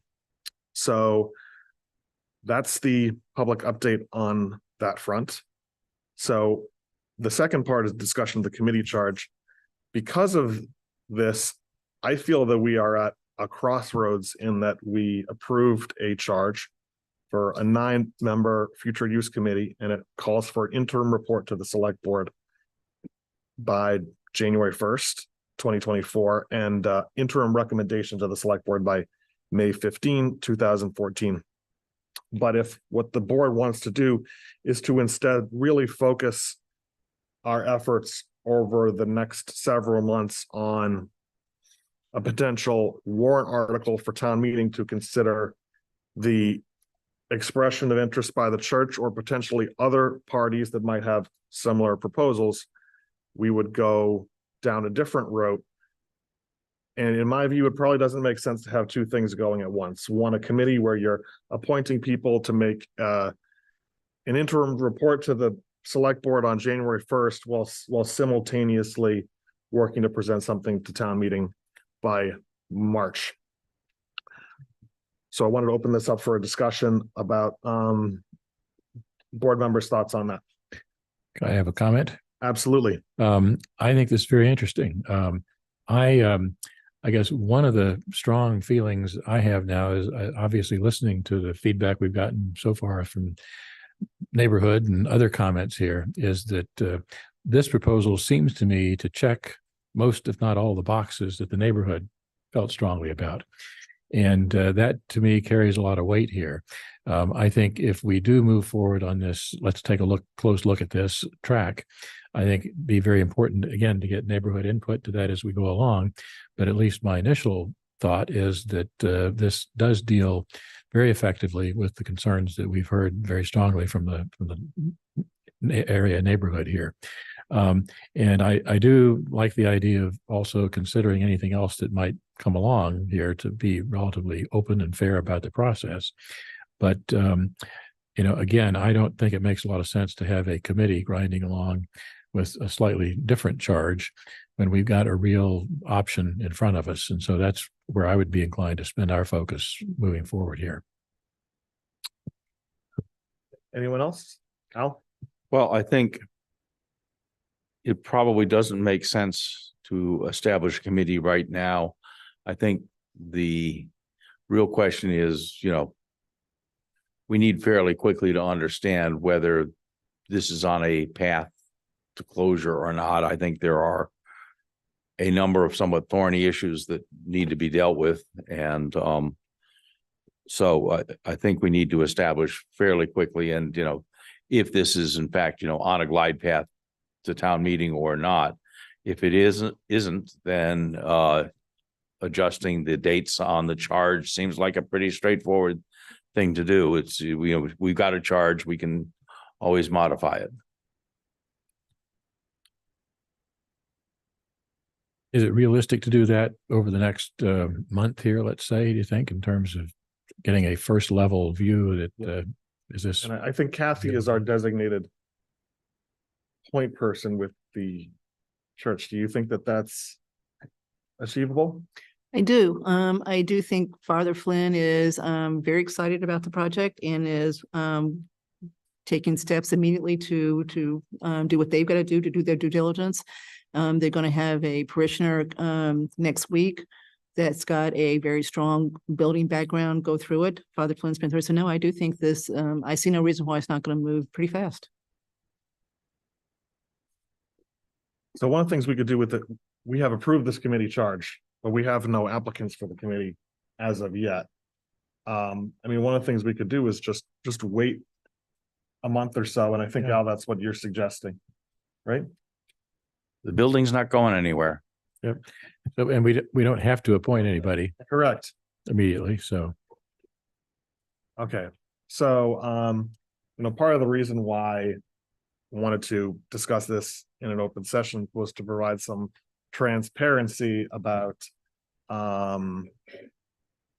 why we would approve a charge for a committee over at least 3 meetings and then not do anything with it. Well, except we didn't know this opportunity was Correct, there correct. until very And I recently here. think So one kind of lesson learned, I really appreciate Theta, the efforts that you made. We kind of, when the discussion first began, I really hesitated because we just kind of picked one of the FY24 goals on the list, and that, you have a struggle as a chair. Do you bring an item for discussion where you really thought through an exact approach on how we deal with it? Instead, we really had kind of a unstructured discussion of it, which then generated a lot of interest and public comment. But it all seems to be working out in a way which is constructive. So, but we got very broad community input Yes. on that, which I think was very helpful in terms of hearing directly what people are concerned about relative to this. So that was, I think, important. okay, I see that Kristen Laval has her hand up. Kristen, do you want to speak? Yes, can you hear me? Yes. All right. First, I'm going to say I'm Andrew. I appreciate what you said about wanting to be fully transparent, but I will say this, that I'm, being a member of a couple committees, was clued in on kind of what was happening behind the scenes. But as a citizen, I'd be baffled, discouraged, and frustrated because throughout the petition meetings in September, a special ad hoc meeting where all our committees came together, and each and every time the support for the committee was there. Tonight, there was nothing I think I just went through the 180, 90, however many pages of the meeting materials. There was nothing alluding to a St. Matthew's bargain. There was nothing on the agenda that even alluded to maybe rethinking the path ahead. It just says update on 21 Highland, discussion of committee charge. If I was a citizen, I'd have no idea what you just presented, which does sound, don't get me wrong, it's, from what I've heard, it sounds interesting. It certainly does check a lot of boxes, but it also feels majorly rushed, which honestly was what happened in the first place when people got wind of potentially the board looking to sell 21 Highland. That's what caused all of this in the first place. We came together, we agreed to a committee. We wanted to understand all the options on the table so people in the public can make an informed decision. But here we are again, and it's kind of another curveball, and it has nothing to do with the entity or the desire of how they want to use the property.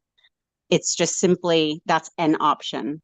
And to your point, there's a lot to work out. And do I think there's a big deal waiting a month for more information? Absolutely not. But it's just the way this is all executing. Because as much as it does mark some boxes, I've talked to some people about this, this also ticks some boxes that people might not like.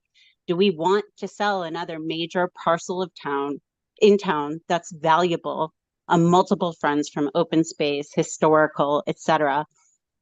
Do we want to sell that to a private entity? Do we want to lose that tax dollars? I mean, obviously that's a very sensitive, do we want to lose the asset and the tax dollars? I should say that's obviously a sensitive, point in town given other relationships.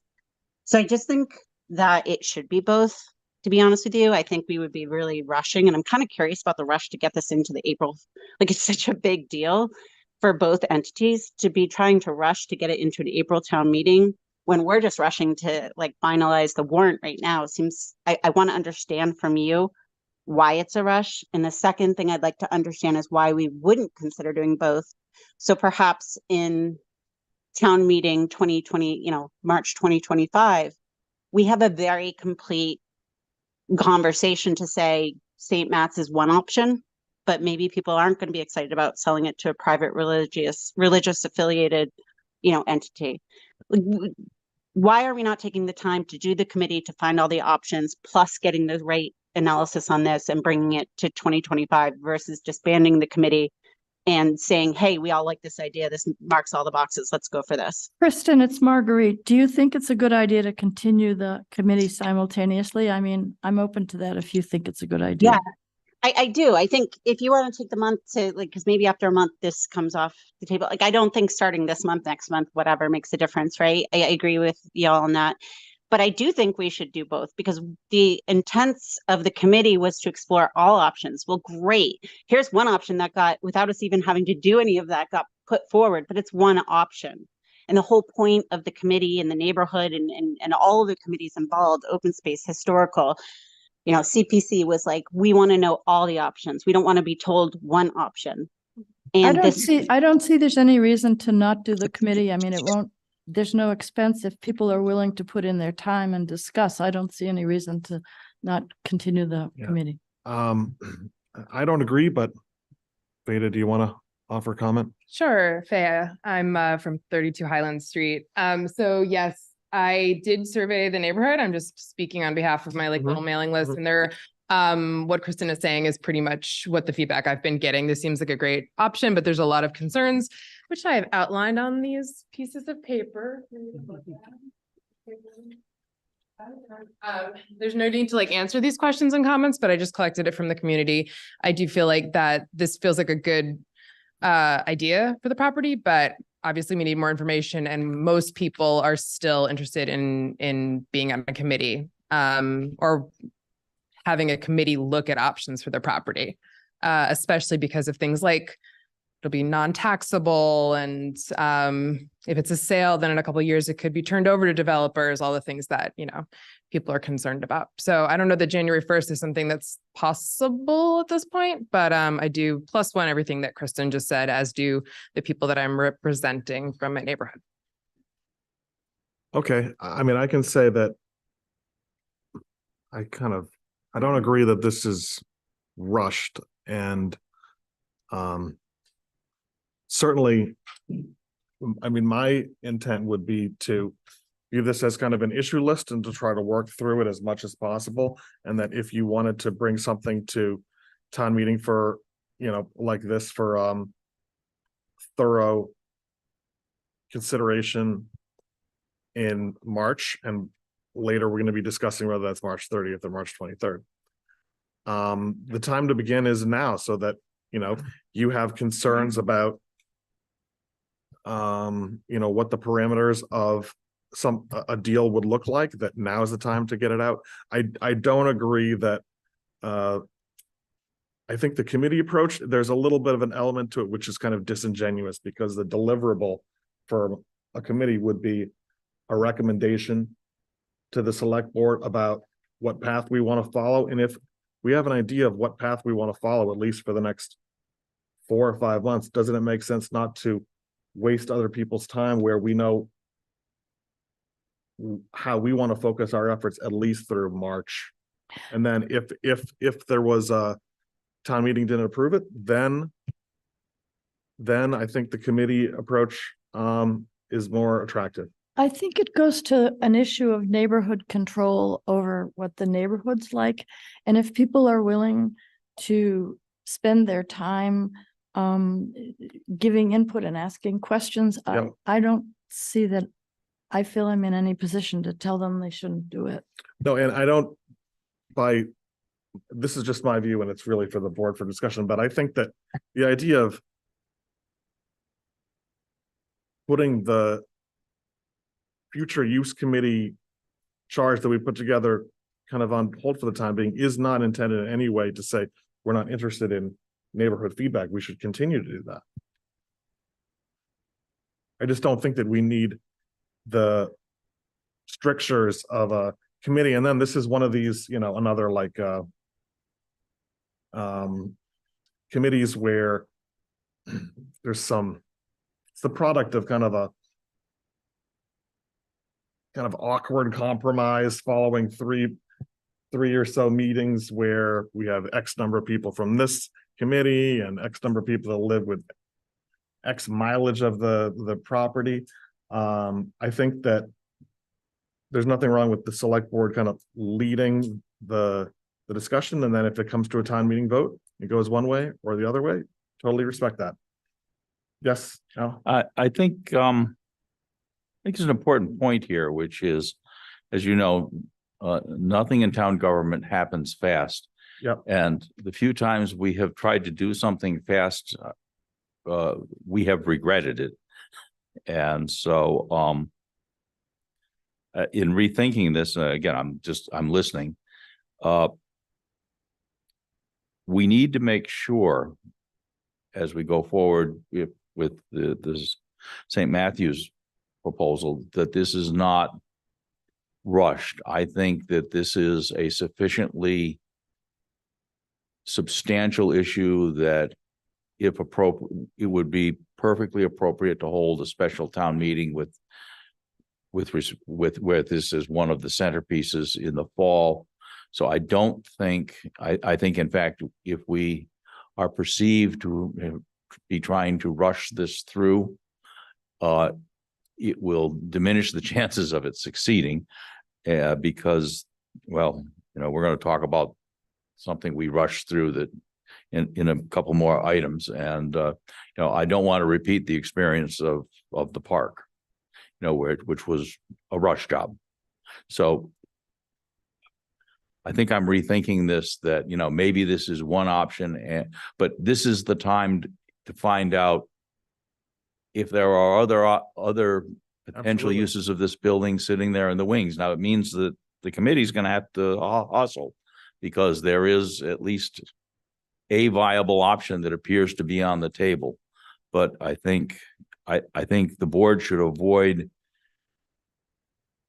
the perception that we are rushing to get a deal done, because I don't think that will help get a deal done. Kathy? So this is extremely thoughtful, and the kind of thing that we do need to hear. So this is all good. So I'm glad he gave this to us. So all good stuff on here. Let me just correct one thing though. So, and Kristen said the same thing, the tax piece, it's already owned by the town. We don't get any taxes on the building already. And you're right, if the church were to buy it, they're 501c3, we won't get taxes either. So the only way we're going to get taxes is if we sell it to a developer, which I don't think you guys want as far as it goes. So let's put that one, I think that's a little bit of a red herring, but this is all good stuff. And I agree, we should just go forward and see where we land, you know, and if we're not ready for a prime time in March, then we could do the special town meeting and wait to the next one. But I agree we should do this thoughtfully, et cetera. We've got a process we have to go through and follow as far as procurement laws, et cetera, and we will follow those.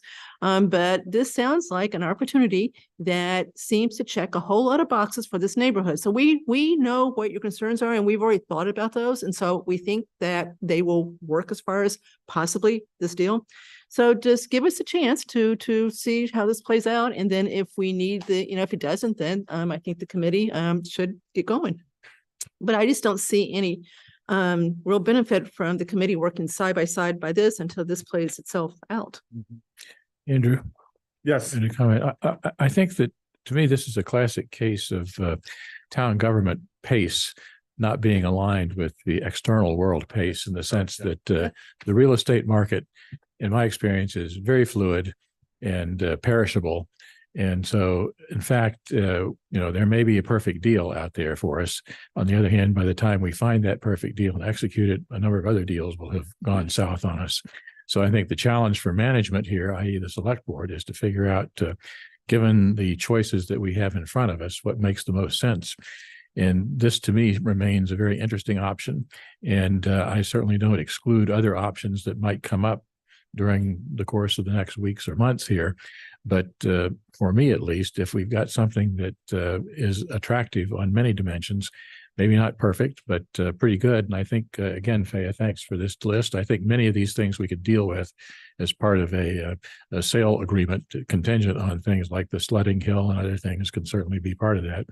But ultimately, I'm not optimistic that we're going to come up with a wonderful deal that checks everybody's box and has, 17 different committees standing up and saying this is the perfect solution for this thing. So you got to make decisions based on the best knowledge that you have. And I think for now, this is a very attractive option that I think we ought to pursue quickly. I guess I don't object to a committee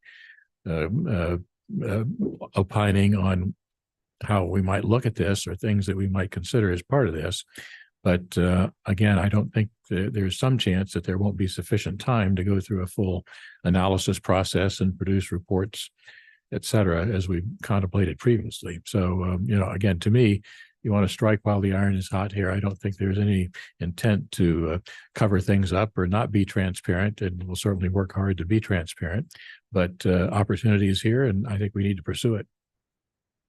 Okay. Just my other comment for you, Faya, is that some of these questions are answerable. Youth and Family Services is moving. They don't want to be there anymore. They've already got a new site. Recreation is a candidate for going into Finn if Finn closes. The stuff about the lead and the environmental, that's part of something else. You can put stipulations on a housing contract that you will not do this, you will not do that as part of the thing. So that I think these are good questions and they're easily answered if it's neighborhood concerns. I still believe that the neighborhood has good questions to ask and that some of these are just showing a lack of data, but they're really good questions. And I think discussing it as a committee would help us, what's the word I want? I hate to use the word empowerment, but it is a good feeling to know that you can control what your neighborhood has going and actually support it, as opposed to getting a 50-unit brick apartment building stuck down there because the town is forced to do it because of the other thing. So I would say work together with the neighborhood if that means the committee, or even if to not do an official committee, but to do the similar to the what was the name of it? I keep calling it a round table, but it wasn't. Public forum. The public forum, Yeah. where it was just informal, Mm. where That's what I was people met thinking, and talked. And I think, yeah. So I mean, know, Can I? so- is I it- know Joe Palmer has been waiting patiently. oh, Joe Palmer's. Yeah.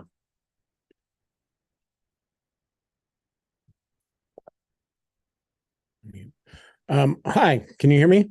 Yes. Oh, great. I think I expressed myself, when I talked to you, Andrew, before, which is that I caution the select board on cutting off essentially discussion, which is what it will be doing by putting this committee off. I'm glad the select board has gotten what it wanted, which is any proposal that looked possibly viable to get rid of this property. At least that's the way it seems. And now you're going to run with it. I think that just says to some of the rest of us that really are interested in other options, it's game on time. And so whoever wants to will have to put competing proposals into the warrant to get heard. And I think that's the problem that you're going to have. I personally, you're looking for a call center place. Why haven't we thought of developing our own call center there and kill two birds with one stone? I'm pretty sure everybody down in that neighborhood wouldn't mind having a law enforcement presence to make their neighborhood feel safe next to the playground.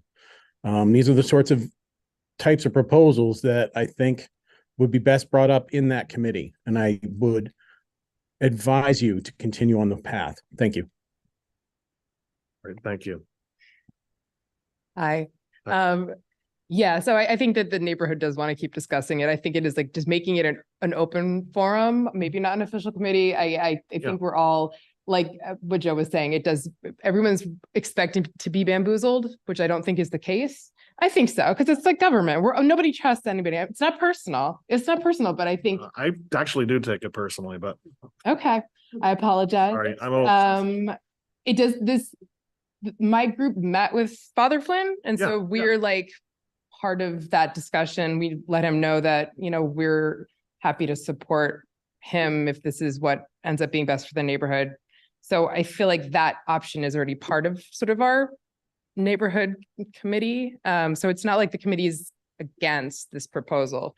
We just view it as one of the options that and I'm speaking again on behalf of the people that I've been talking. So just to that point, I think when we talk about, there's definitely a serious discussion that has to happen about going through all these issues that you raised, but I always hear about other options.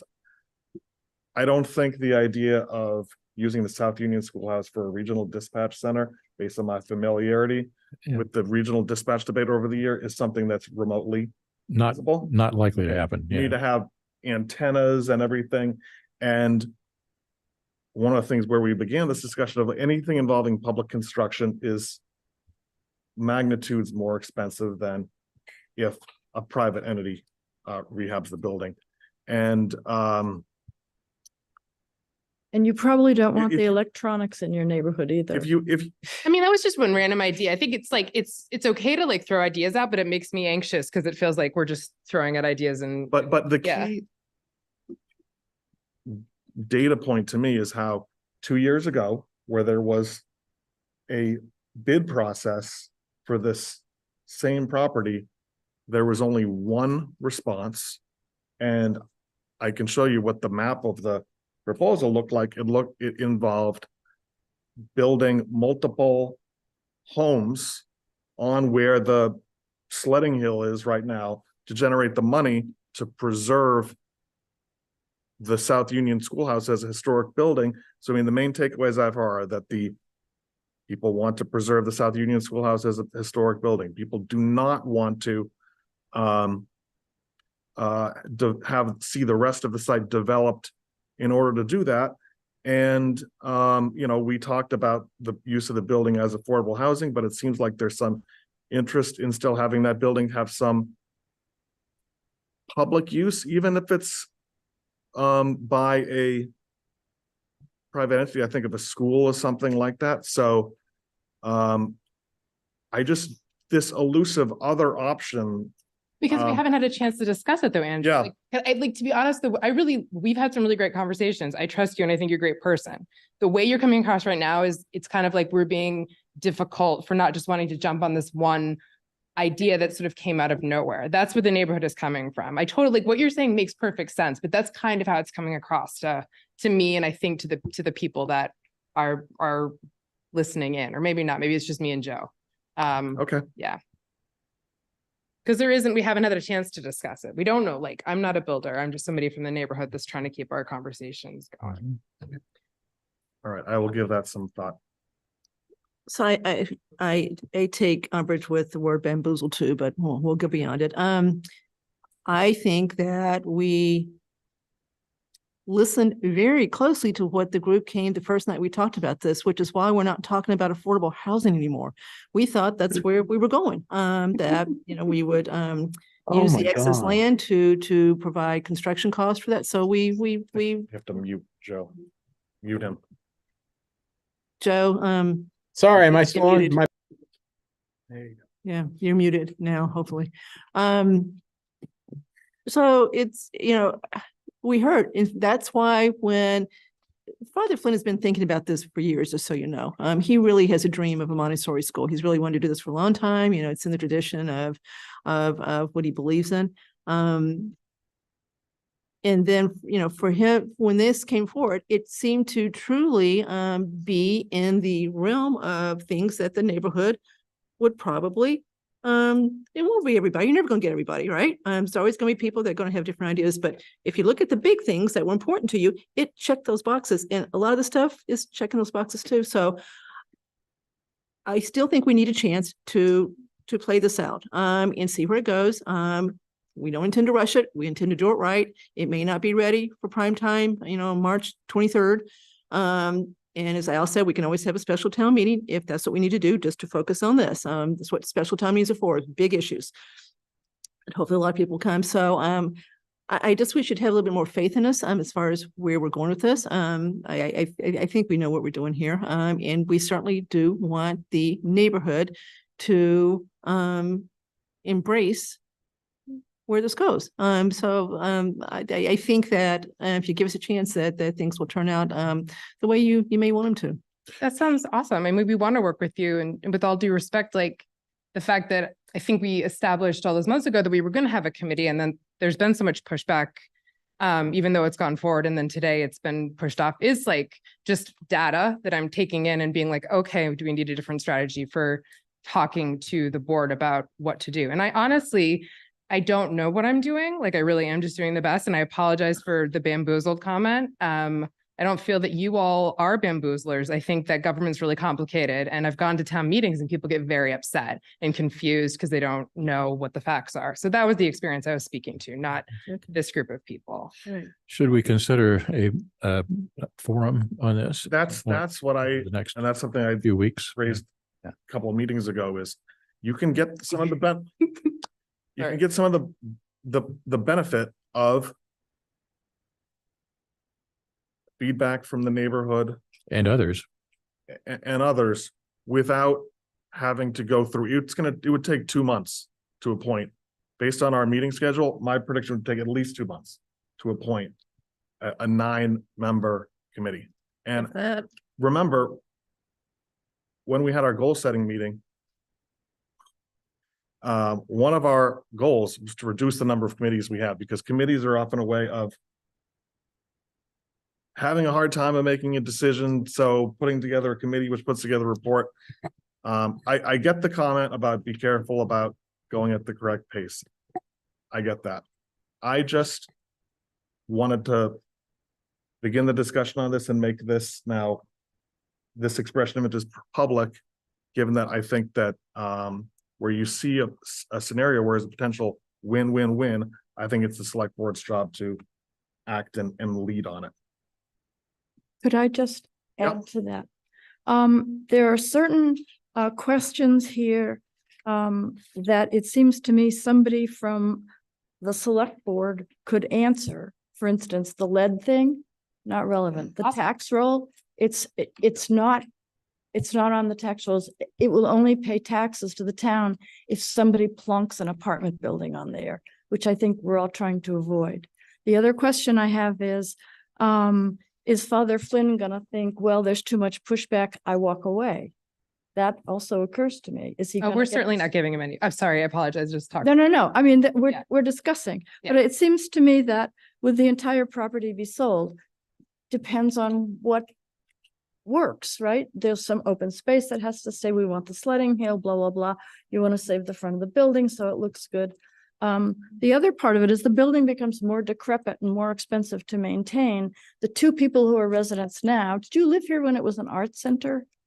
I moved during the pandemic. Oh, no. So it was an art center for a while. That didn't fly. It had facilities offices, and that didn't fly. It's basically, we've tried like 75 different, well, not 75, but we're getting right different things for that building, and it just doesn't fit. So the option is, if it could turn into a Montessori school for 25 kids, this might be a good way to do it. Do we want to, drag out the discussion until we're all 100 years old? No, we don't really. So it is timely. It would be nice to move timely. But and a lot of these questions, I think someone who has had experience with a conversation could probably answer it to a group of people really fast. And that would solve a lot of problems, because otherwise people are saying, well, what about this or that? Or what if they do this? And it's working with incomplete information. So what I suggest is we've heard all the feedback, take it very seriously. So what I suggest is, let's keep having this as a regular item on the agenda, and that it makes sense to have, once some further details we know whether or not this is something that would work or not. We would have a public forum where you can inform your list about that and come. It's a Saturday morning for a couple hours. We've done this before.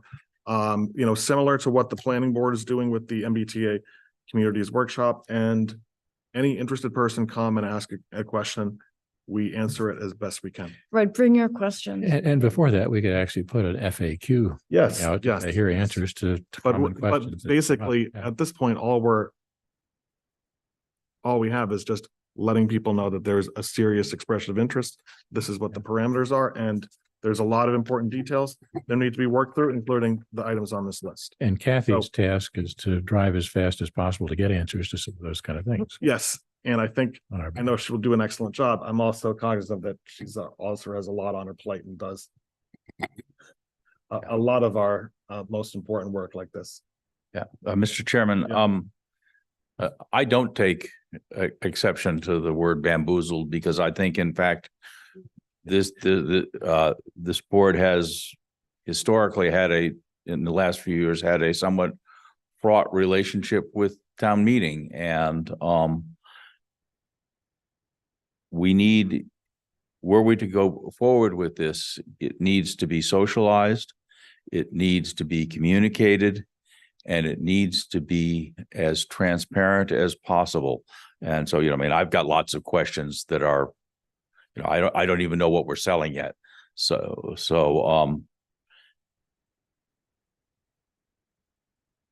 again, I think haste is not going to help us alleviate suspicion.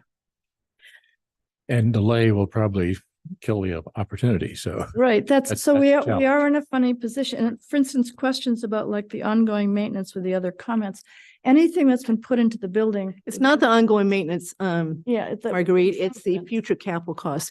Right. So I don't know if you heard the part of the meeting when we went over our tax rate this year. So one common thing that I think everybody's concerned about in this town, unless you're just an unusual person, is a tax bill.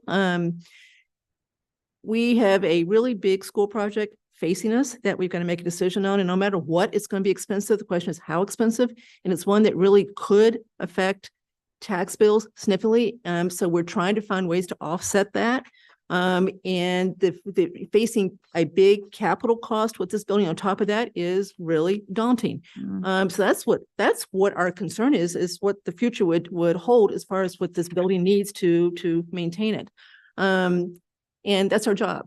Our job is to look at things like that. So I don't know what else we can say tonight other than I don't think we should get the committee going yet. I think we should play this out and see where it goes. I think the public forum is a great idea. And I think you're right. You just keep updating everybody at every meeting. We've explained to Father Flynn how this is not a normal private transaction. It's very public. You've got rules you've got to follow. We're going to have to bid this if they were to make a real offer on this. So there's very little that's done not in public as far as this kind of thing goes. So yeah. Okay. Are there hands in the audience? Mr. Perry?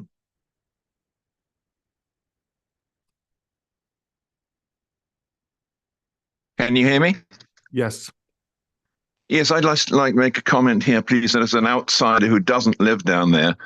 I totally agree with the person who I don't know them at all, but the word bamboozled is perfectly appropriate. Having watched you're dealing with this 21 Highland several months ago, your struggle with what to do, and then your happiness that people came forward. And now you suddenly have something new coming on the table and you bamboozle them. You say, go away. You're frankly being rude to the neighborhood, period. I'm actually disgusted at what you're doing. You're not getting citizen participation whatsoever. Is your negative. You should invite the neighborhood in, not shove them out. That's all I've got to say. Okay, thank you.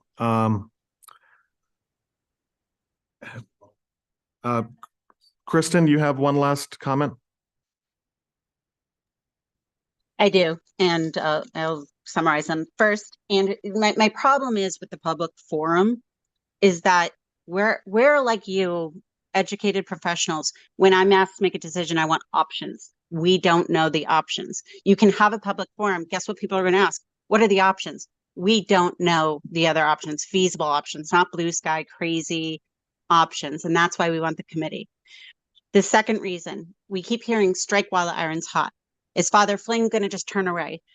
I really challenge, like you've said, Father Flynn for years has wanted to explore a project like this, and understanding the sensitivity of what we're around and the proximity of the school to the church. I'm sorry, but I highly doubt the church is gonna be like, hey, it's now or never, or we're walking away. Like, I think that's a weird perception to put out there, but I don't think we need to strike like in the next few months. Again, I think 2025 town meeting would be a lot more realistic for this discussion. Also, it does kind of, you keep implying that you are hearing the neighborhood. You're not hearing the neighborhood. You're just not. You're hearing what you want to hear. But we're telling you over and over and over again, we want a committee, we want no options. And here we are tonight. And you're not being public about it because no one, unless you're close to it, like me, Faya, Joe happened to be, other people would know that St. Matt's was going to be on the agenda tonight. There's no indication of that. So you're not being above board. And to that degree, I agree with Mr. Hamilton, agree with Mr. Perry. There's a feeling of bamboozlement there. The last thing I want to just reiterate is like having a public forum is not the same as having a committee. I would happily and I bet I'm the last person you want involved in that committee, but the thing about the committee is that you have public facilities to get together in. You have the ability to be recorded. You have access to an accountant, to legal, to answer questions. So to imply that a public forum that people willingly show up to on a Saturday morning is the same as a committee to get us real options, tangible options, then as taxpayers, we can say, okay, here's option 1, pros, cons. Here's option 2, pros, cons. That's what we all owe them. Right? That's what we're owed as taxpayers. Don't just force a decision down our throat because I'm sorry, the 6 of you or whomever think it's the 7 is the best. I'll get my board straight. 5 are the decision makers, the best decision makers, because again, and I know it's not most of your faults, but as Mr. Hamilton said, there's a track history. All right, thank you. And I think we've reached the point where this is about we've exhausted what we can say on this topic for tonight. Okay. Then I just think, Andrew, I think we really have come to the point where we're not prepared to make any decisions. I've heard the comments and I'm going to give them a lot of thought. And I know that everyone else is too. I would like to hear more questions from the neighborhood because I think some of them are good questions and I think some of them show that more information needs to go to the neighborhood about what happens with a building that's a white elephant. Okay, can you just, let's keep this to just like 1 other minute or so because we want to move on to the next part of the agenda. Thanks. I'm happy to take any questions to the neighborhood, be the conduit for information, please. As I can do that. I'd love to do that. Okay, thank you. Okay, this is a pivot to a completely different topic. I don't know if everyone had a chance to look at the take another look at the goal spreadsheet that we filled out based on our initial meeting in July. So since we've reached November, we've reached kind of the midway point of this year. I thought it'd be useful to check in. By the way, I know that some of the town administrator goals, you've made really good progress on a lot of them so far. We're getting there. Yes, and that's excellent.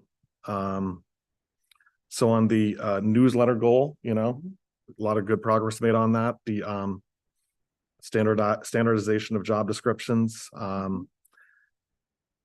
monitoring the 40Bs, the South Union, although not even close to resolving that, but at least we've had a lot of public discussion about that. The Tricentennial Committee has been fully staffed by October, as we were looking to do. We had a meeting with Bill Condiff about the town center project, and that's something that's underway. The pre-construction meeting is next Tuesday. Okay, you talking about the St. Mark Park? Correct. Okay. Oh, I'm That's a little sorry. different. I was talking about like the town common quote, Yes. cleanup project. Marguerite, I don't know if you had a chance to meet with Bill about that yet? We talked a bit. Yes, the great. railing around the common is Yep. agreed to be something that needs attention All right. right away. So, I have a couple bullets of things where we could kind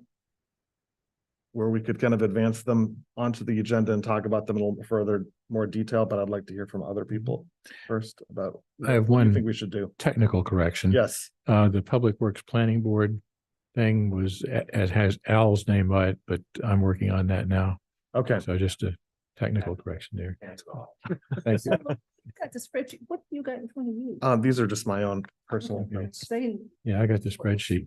And Andrew, my question is, what is, I'm thinking of going through each of these Yeah. boxes now. but just structurally, what's the next step with this? I mean, one of the things that I was thinking about as we did this last July was a periodic update to say, where are we with these things that would be, published on the website or whatever, let the public know where we think we're making progress and what we think some of the next steps are. And I will be slightly embarrassed by that because I got a couple of things that I've not made a lot of progress on, but I think that's useful to keep people informed about how we're doing with some of these things. And we've accomplished some of them, which is good too. So Sam, I think that could be part of what you and I are going to work on, which is, a better way to keep track of things using, the agile thing, Okay. The agile technique that you see a lot of companies use. So I think that should be, so that we know at all times, in real time, where things stand and not just wait for the update. But there is two I wanted to at Okay. least update people on that I think are, these are pretty big ones. First of all is the IT one that Sam and I are assigned. I expect that in December, we will have at least a part of one of our December meetings will be dedicated to this. MTC will be involved, Jay Montijo will be involved, but remember our goal is to get to the cloud this year, right? That's one of the specific goals within, and there's other things too. So I'm expecting to have a pretty robust presentation and recommendation December on that one, which I think is important because, every day we read about something else going wrong, cybersecurity wise. And there may be a proposal that would affect the budget quite a bit. So we've got to get that done quickly because it would go in the budget for fiscal year 25. That's number one. Number two, one of those ones assigned to me, which is kind of easy because it was going to happen.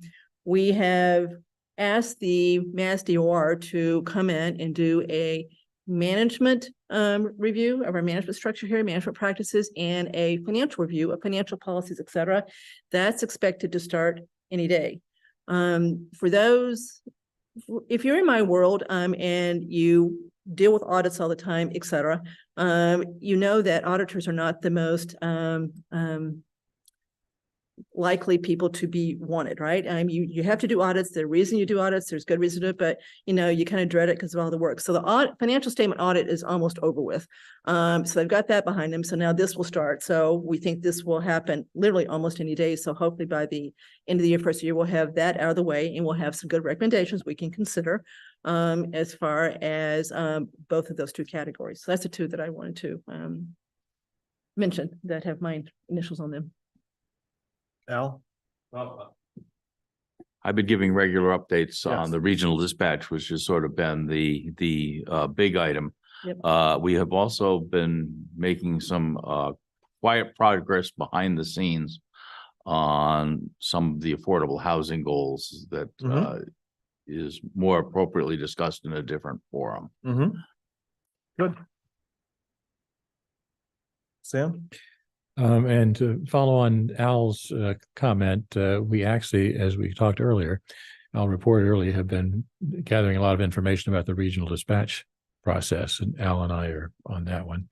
And there, one of mine that was listed sort of below the rest of them was consider additional services for the senior population that's growing, and had a very interesting meeting recently. As you folks know, I'm a recent appointee to the Metro West Regional Transit Authority Advisory Board. and had their director over here to the senior center to talk with Pam and her crew about opportunities for that. And I think we found some things that they actually offer that we've not been taking advantage of that will expand the range of transportation services for senior citizens and vision impaired and other disability folks. So I think we're working on some efforts to communicate some of those, and I think they're working on a presentation for some time early next year to communicate that. And I think that's, again, a great opportunity for something that we pay for, we have access to, but we didn't realize that there were some features there that that we could use more. So those kind of things I think would be helpful to people, and we'll continue to look for other things like that. Okay. Marguerite? One part of my mandate is the policies manual and the handbooks for departments and employees. And I'm sort of happy to report that the job descriptions are now 4 pages long. They're getting standardized, but part of the job description is now a section on what that person can be expected to do in any given week, which puts 3 dimensions onto it, and it's very specific. Melanie has been fantastic with this. So I think those are a really good start. As far as doing a manual and policies, haven't looked at that yet, but I am going to the personnel board meeting tomorrow morning. The other thing is that Barry has got the handbook just about written and drafted. And Great. I think the library job descriptions are coming up next, which is 11 people, and I think those are in the pipeline, so that should be good. And that's sort of where I am. All right. I guess I would just encourage everyone, if there's a couple items that you've been assigned to and you want to bring it further for further discussion by the board, please don't hesitate to let me know. Yes? The CPC money, again, raising it to 3%. Kathy and I were going to talk about that. I think Jim's question about whether it should be spent on town projects, on materials that were owned by the town or not, is part of that discussion. Okay. I don't think you can ask for more if it's not clear where it's going. Okay.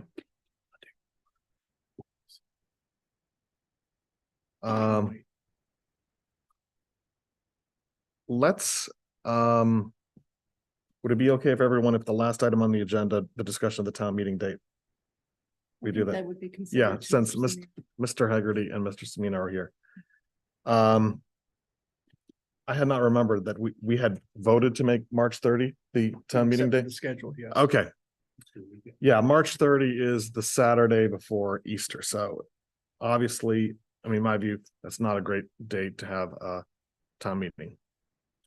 So the natural candidate to replace it would be the preceding Saturday, which is March 23rd. How does that sound to everyone? The clerk and the moderator are okay. Well, remember the rule is we've got to do it on a Saturday. The time is set and no later than the last Saturday in March. So it's acceptable. It's already truncated. We know how hard it was last year to be ready for it. So now we're just going to lose another week, but I don't think we have a choice. We can't do this. I stayed at 1 o'clock the night and either be there on Yep. Easter morning would probably not make a lot of people happy and it wouldn't make us happy. Okay. So I mean, another thing we could do is potentially start earlier and then finish earlier. Do we have the flexibility with the bylaw? I see. Jim, do you want to come speak to that? Yeah. Because he's nodding his head yes. And do we know that Trotter is available on the 23rd? It's not? Oh, we don't know. All right. So does it make sense? We will wait to hear confirmation that, pardon me? Okay, all right. I move that the board set a March 23rd date for the 2024 annual town meeting. Second. All those in favor? All those opposed? To start at 1? Yes. Come up to the mic. Come on up.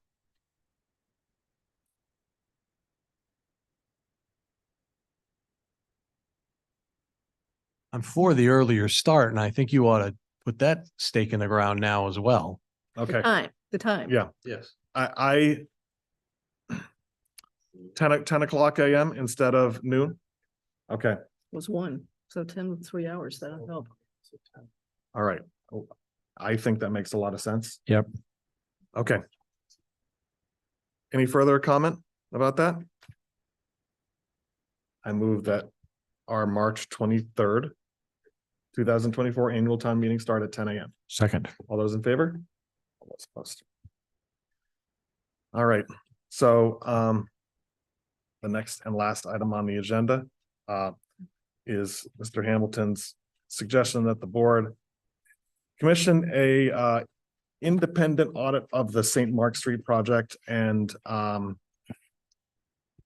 I have put this on the agenda. I will just begin the discussion and we'll go down.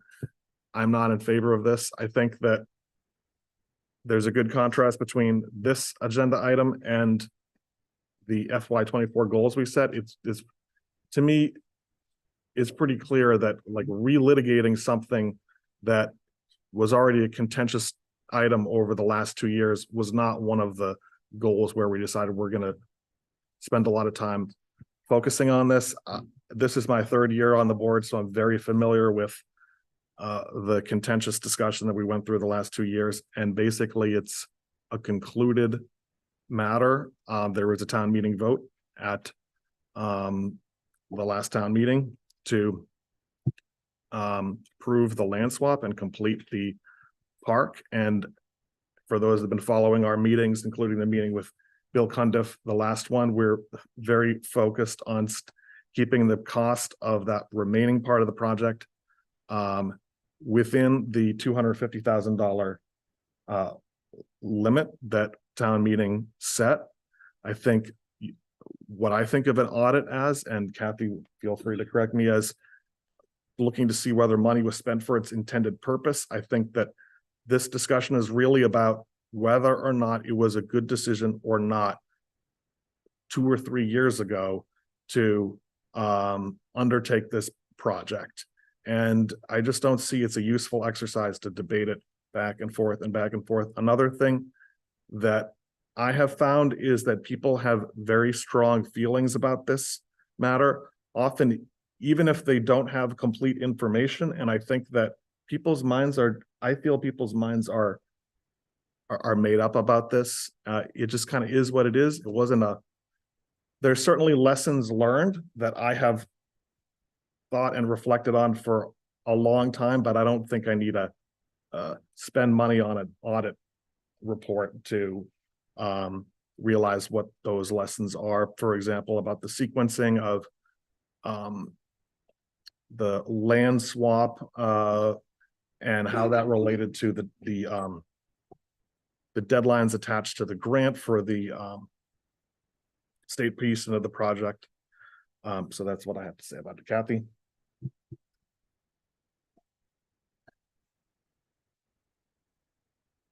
I am disappointed we're even talking about this again. The select board last year went to great length and great time, starting with the May 31st meeting, to address all concerns that have been raised by various groups. And they weren't the same concerns. They came from various factions, and I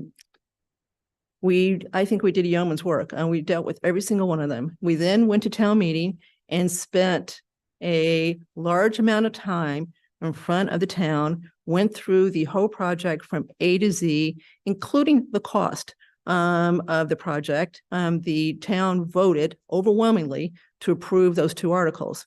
We then came back and we began executing and have again strived to do everything we possibly could to bring this ugly pile of dirt to something that's not an ugly pile of dirt. So I'm just going to take a minute and go back real quick. Number one, Mr. Hamilton never came to me and said, can you show me the work you did on advisory to determine the cost? I did a ton of work. I met with Karen Gallagher over and over to make sure that I understood the cost. Lots of questions were answered. An audit is not going to do what you just described, Andrew. It's not going to question the wisdom of the project or whether we could have spent the money differently, which of course we could have. All it's going to do is something I've already done, which is go to E.H. Perkins and ask E.H. Perkins to take that $2.6 million and break it up into its 3 parts. It's already been done. I've heard you want to allocate indirect costs. When have we ever allocated indirect costs to a project in this town? Never. You would never add those costs to the project. And to so that there's point, no- for the legal, we have a flat fee. We do. retainer agreement Yeah, we with the do. town We council. do. So not No, one there extra is penny no- they were spent. So what's the purpose of doing that? So I am just really disappointed that after all the work that we spent after town meeting voted to say, we got to bring this to town meeting. We've already brought it to town meeting.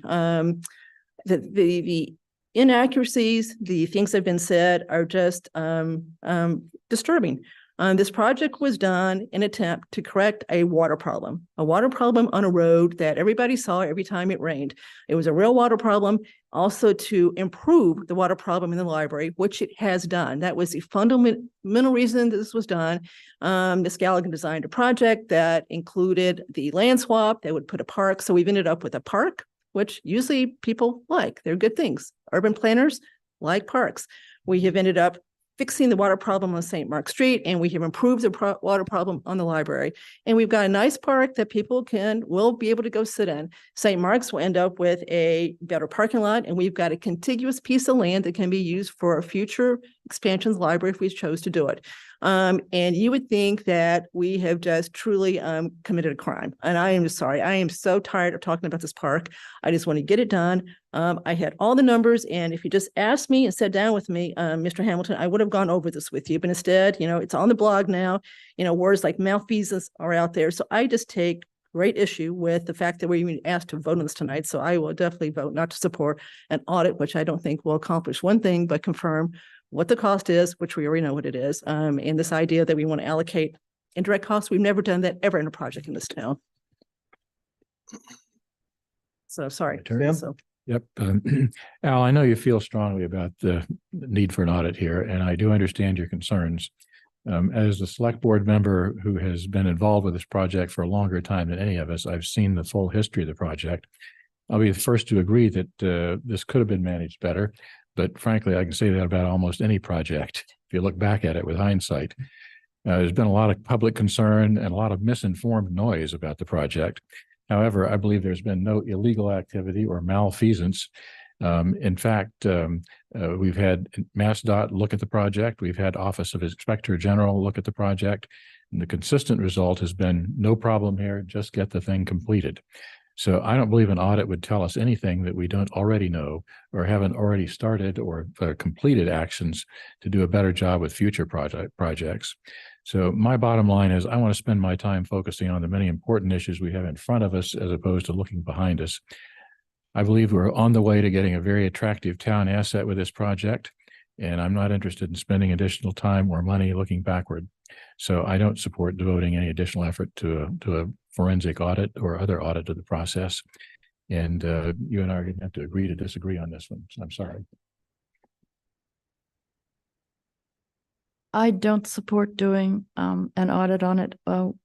If needed, there could be a statement of sources and uses of funds that Carl McAuliffe could do. I am satisfied with the project. I was the chair of the working group that that expanded the charge to design the park. As chair of the library board of trustees, I have to say we have not had any water coming into the library from the north side since the substructure was put into that piece of land. And for that, I am eternally grateful to Karen Galligan. Well, I did wear my flame-proof suit.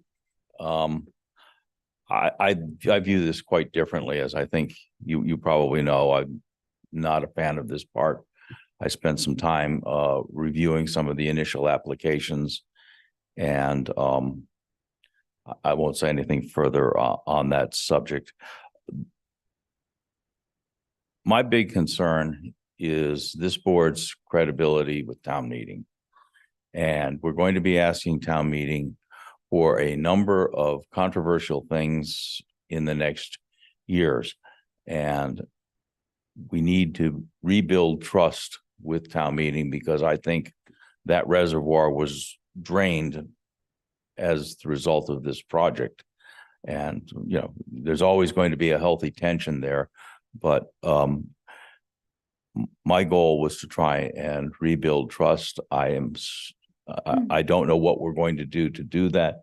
You heard it today. You know, half the committees that we've appointed don't like what we're doing, and the other half will probably not like it soon.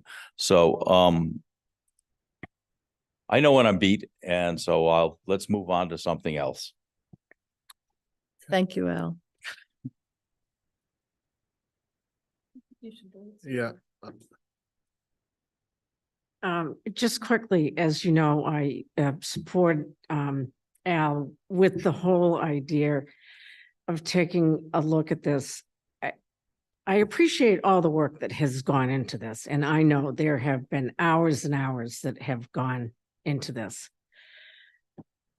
And the one sentence that I'll say is, as a taxpayer, I think that the amount of money that the town paid, can be quantified. I guess I'm looking for how much did St. Mark's pay? And, you know, maybe that information exists someplace, but as a taxpayer, we paid a lot of money. And I understand that we're all taxpayers, but we really did pay a lot of money. What are you asking about St. Mark's? What is it you want to know that they paid for? Right. But what? What is it that they paid for? Right. All that work has been done at the park. And I don't know how much and St. Mark's But the gets a park lot is of not- benefit out Yeah, of all that. It's a public park, it's a public street, and St. Mark's will bear the cost of the parking lot that they have a pending site plan approval application for. It's their property. And, you know, one of the things I really wrestled with is whether really even put this on the agenda. And this is the same discussion that we had a year ago. It's the exact same discussion. So with that, I move that the board approve an independent audit for the St. Mark's Street project. Second. All those in favor? All those opposed? Okay, is there any remaining public comment? Yeah, we have several hands up. Okay, Mr. Litt. Yeah, Tim Litt, Woodland Road. I just wanted to take a minute and give you a brief update and heads up on what's going on with the Public Works Planning Board evolution effort that's been going on. We met with town council, who turns out to be very optimistic that with support of our legislators, things with amending the special act could move a lot faster than the documented process. In fact, if it's as optimistic as he indicated, could be as early as like July 1 for getting the special act amended. I'm not sure about that, but in any case, this means that the town may have to staff the new tree warden position in the FY25 budget. And so I wanted to alert you to the fact that there may be a more immediate budget implication than we've been thinking previously. And depending on how it's structured, that may also require some help from the personnel board in terms of getting something into the SAP, if that's the way that we go. And finally, we have started putting together sort of a scratch job description for this based on what other towns do and the requirements. Sometime soon, we will start talking with Bill Cundiff about how he sees it, because it would end up in his world. But I didn't want this to come as a last minute surprise. Thank you. Is there any other remaining public comment? Yep, 4 hands up. 4 hands, okay. I don't have them in front of me, but. Okay, Kristen Laval, would you like to speak?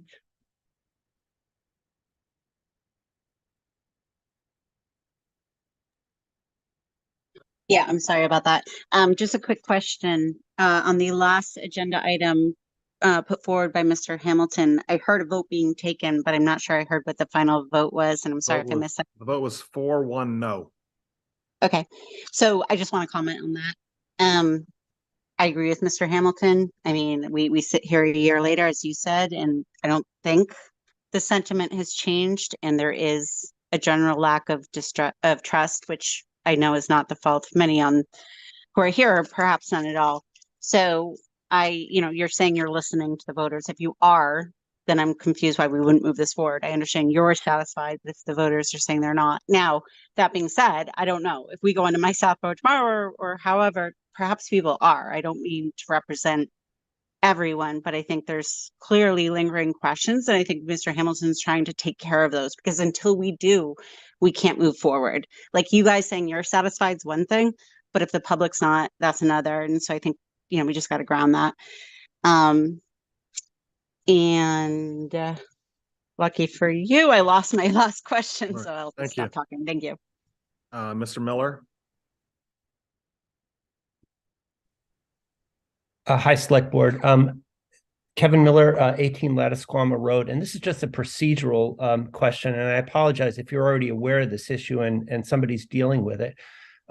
But other than the video that was shown during public comment at the opening of the meeting, the assessor's presentation, and a couple of brief glimpses of Ms. Hale, this has been 3 hours and 5 minutes of a black screen tonight. And it was the same thing last night with the planning board, 140 hour and 47 minutes of black screen on one side and Ms. Stansfield, who was remote, on the other. And so I don't know what's going on with the recordings, but it's problematic because when you have a black screen and you're taking votes by show of hands, I know there's going to be a minutes, of course, but Kevin here, Terry from Sam is they have been working to try to get this fixed, but I can't tell you what the issue is, but okay. I just heard this is a problem, and okay, thanks. She says you can watch it live now. Maybe Andrew, at the end of a vote, you could say we have 4 and 1 against or whatever. Well, I just to point But I out mean, that henceforward, if it still doesn't work. All right. I've checked this both on the Zoom webinar as a black screen and the YouTube feed as a black screen. So it just makes the meeting into a Oh, I'm sorry. As Terry said, if you go to the SAM website, you can view it. Okay, and I see. Okay, thank you, Andrew. Okay. And sorry to take your time up with that, but I just think Oh, it's that's very okay. important And when you have a lot of Would you be able discussion. to watch it then to do the minutes? And recorded version will be available tomorrow as well. YouTube. Right. It's just that, it's kind of a irony when there's a lot of conversation about sort of transparency issues when you have a black screen for 3 hours. Anyway, have a good night and thanks for all your efforts. Okay, and yes.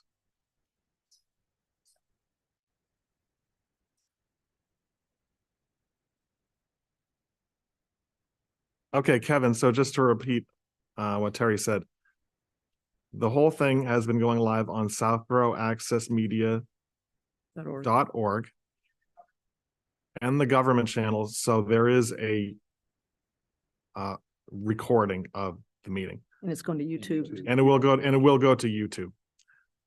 Okay, and then last but not least, Mr. Perry. Oh, I'm sorry.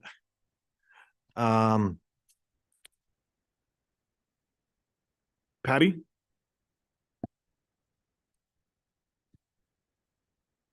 Yes. Hi. I just, in regard to what Kevin was just saying, actually the recorded version of last night's planning board meeting also has a blank screen. So even though it's being recorded, what is then available for replay is no better than what people see. But I actually wanted to make a comment regarding your last vote. I understand that you've taken the vote on this. However, I feel necessary to comment on this. I think either Andrew or Sam, you said that there were lessons learned. I'm not sure that we've ever actually discussed what those learned lessons are. I'd like to know them, because I also looked into this project for many months and many, many hours. I still have questions. I did obviously come to the conclusion that solving the problem and moving forward was more important and more cost effective to the town than stopping things. But I would like to know what the lessons are and who learned them. I think part of the argument that I had from the get-go with this project was a lack of transparency. And I know that maybe a couple of people now are calling that accountability or fiscal responsibility. I see it as lack of transparency. And by shutting down a request to look into this and come up with a synopsis of what happened and why we aren't going to do it again, by shutting that down at the get-go, I think you're only adding to this lack of transparency or distrust. I think it's transparency that the select board is becoming common known for. So I disagree with your vote. I'm not sure that we need to spend one more additional penny on this project by hiring a consultant to do a forensic accounting.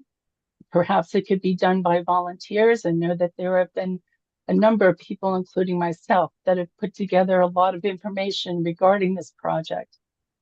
But to shut it down without a public record or a public discussion of what happened, why it was allowed to happen, and what we have learned from this in order to make sure that it just never happens that way again, I think is disingenuous to the citizens of this town.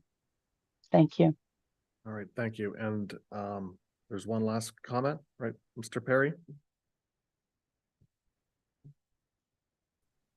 Yes, can you hear me? Yes. Yeah, I'd just like to also comment on the last agenda item. I support the last statement by the previous person who just spoke. A lack of accountability here. Mr. Hamilton's a brave man. He said what he's saying because he's a new member of the board and was not complicit in it. The outcome, the 4-1 vote was absolutely predictable. And the reason is because you're all complicit in a project which is a mess. And you all had a part in it, and you all had sub-parts in it. And now you're unwilling to have anyone look into that, obviously, because it's not in your personal interests. I think the project is a disaster. There's going to be no official record of what happened. And you, frankly, 4 of you owe the town an apology. Thank you. Thank you. Thank you, Mr. Perry. I don't see any further comments, so I move that we adjourn the meeting. Second. All those in favor? All those opposed? Unanimous. Thanks. 5-0.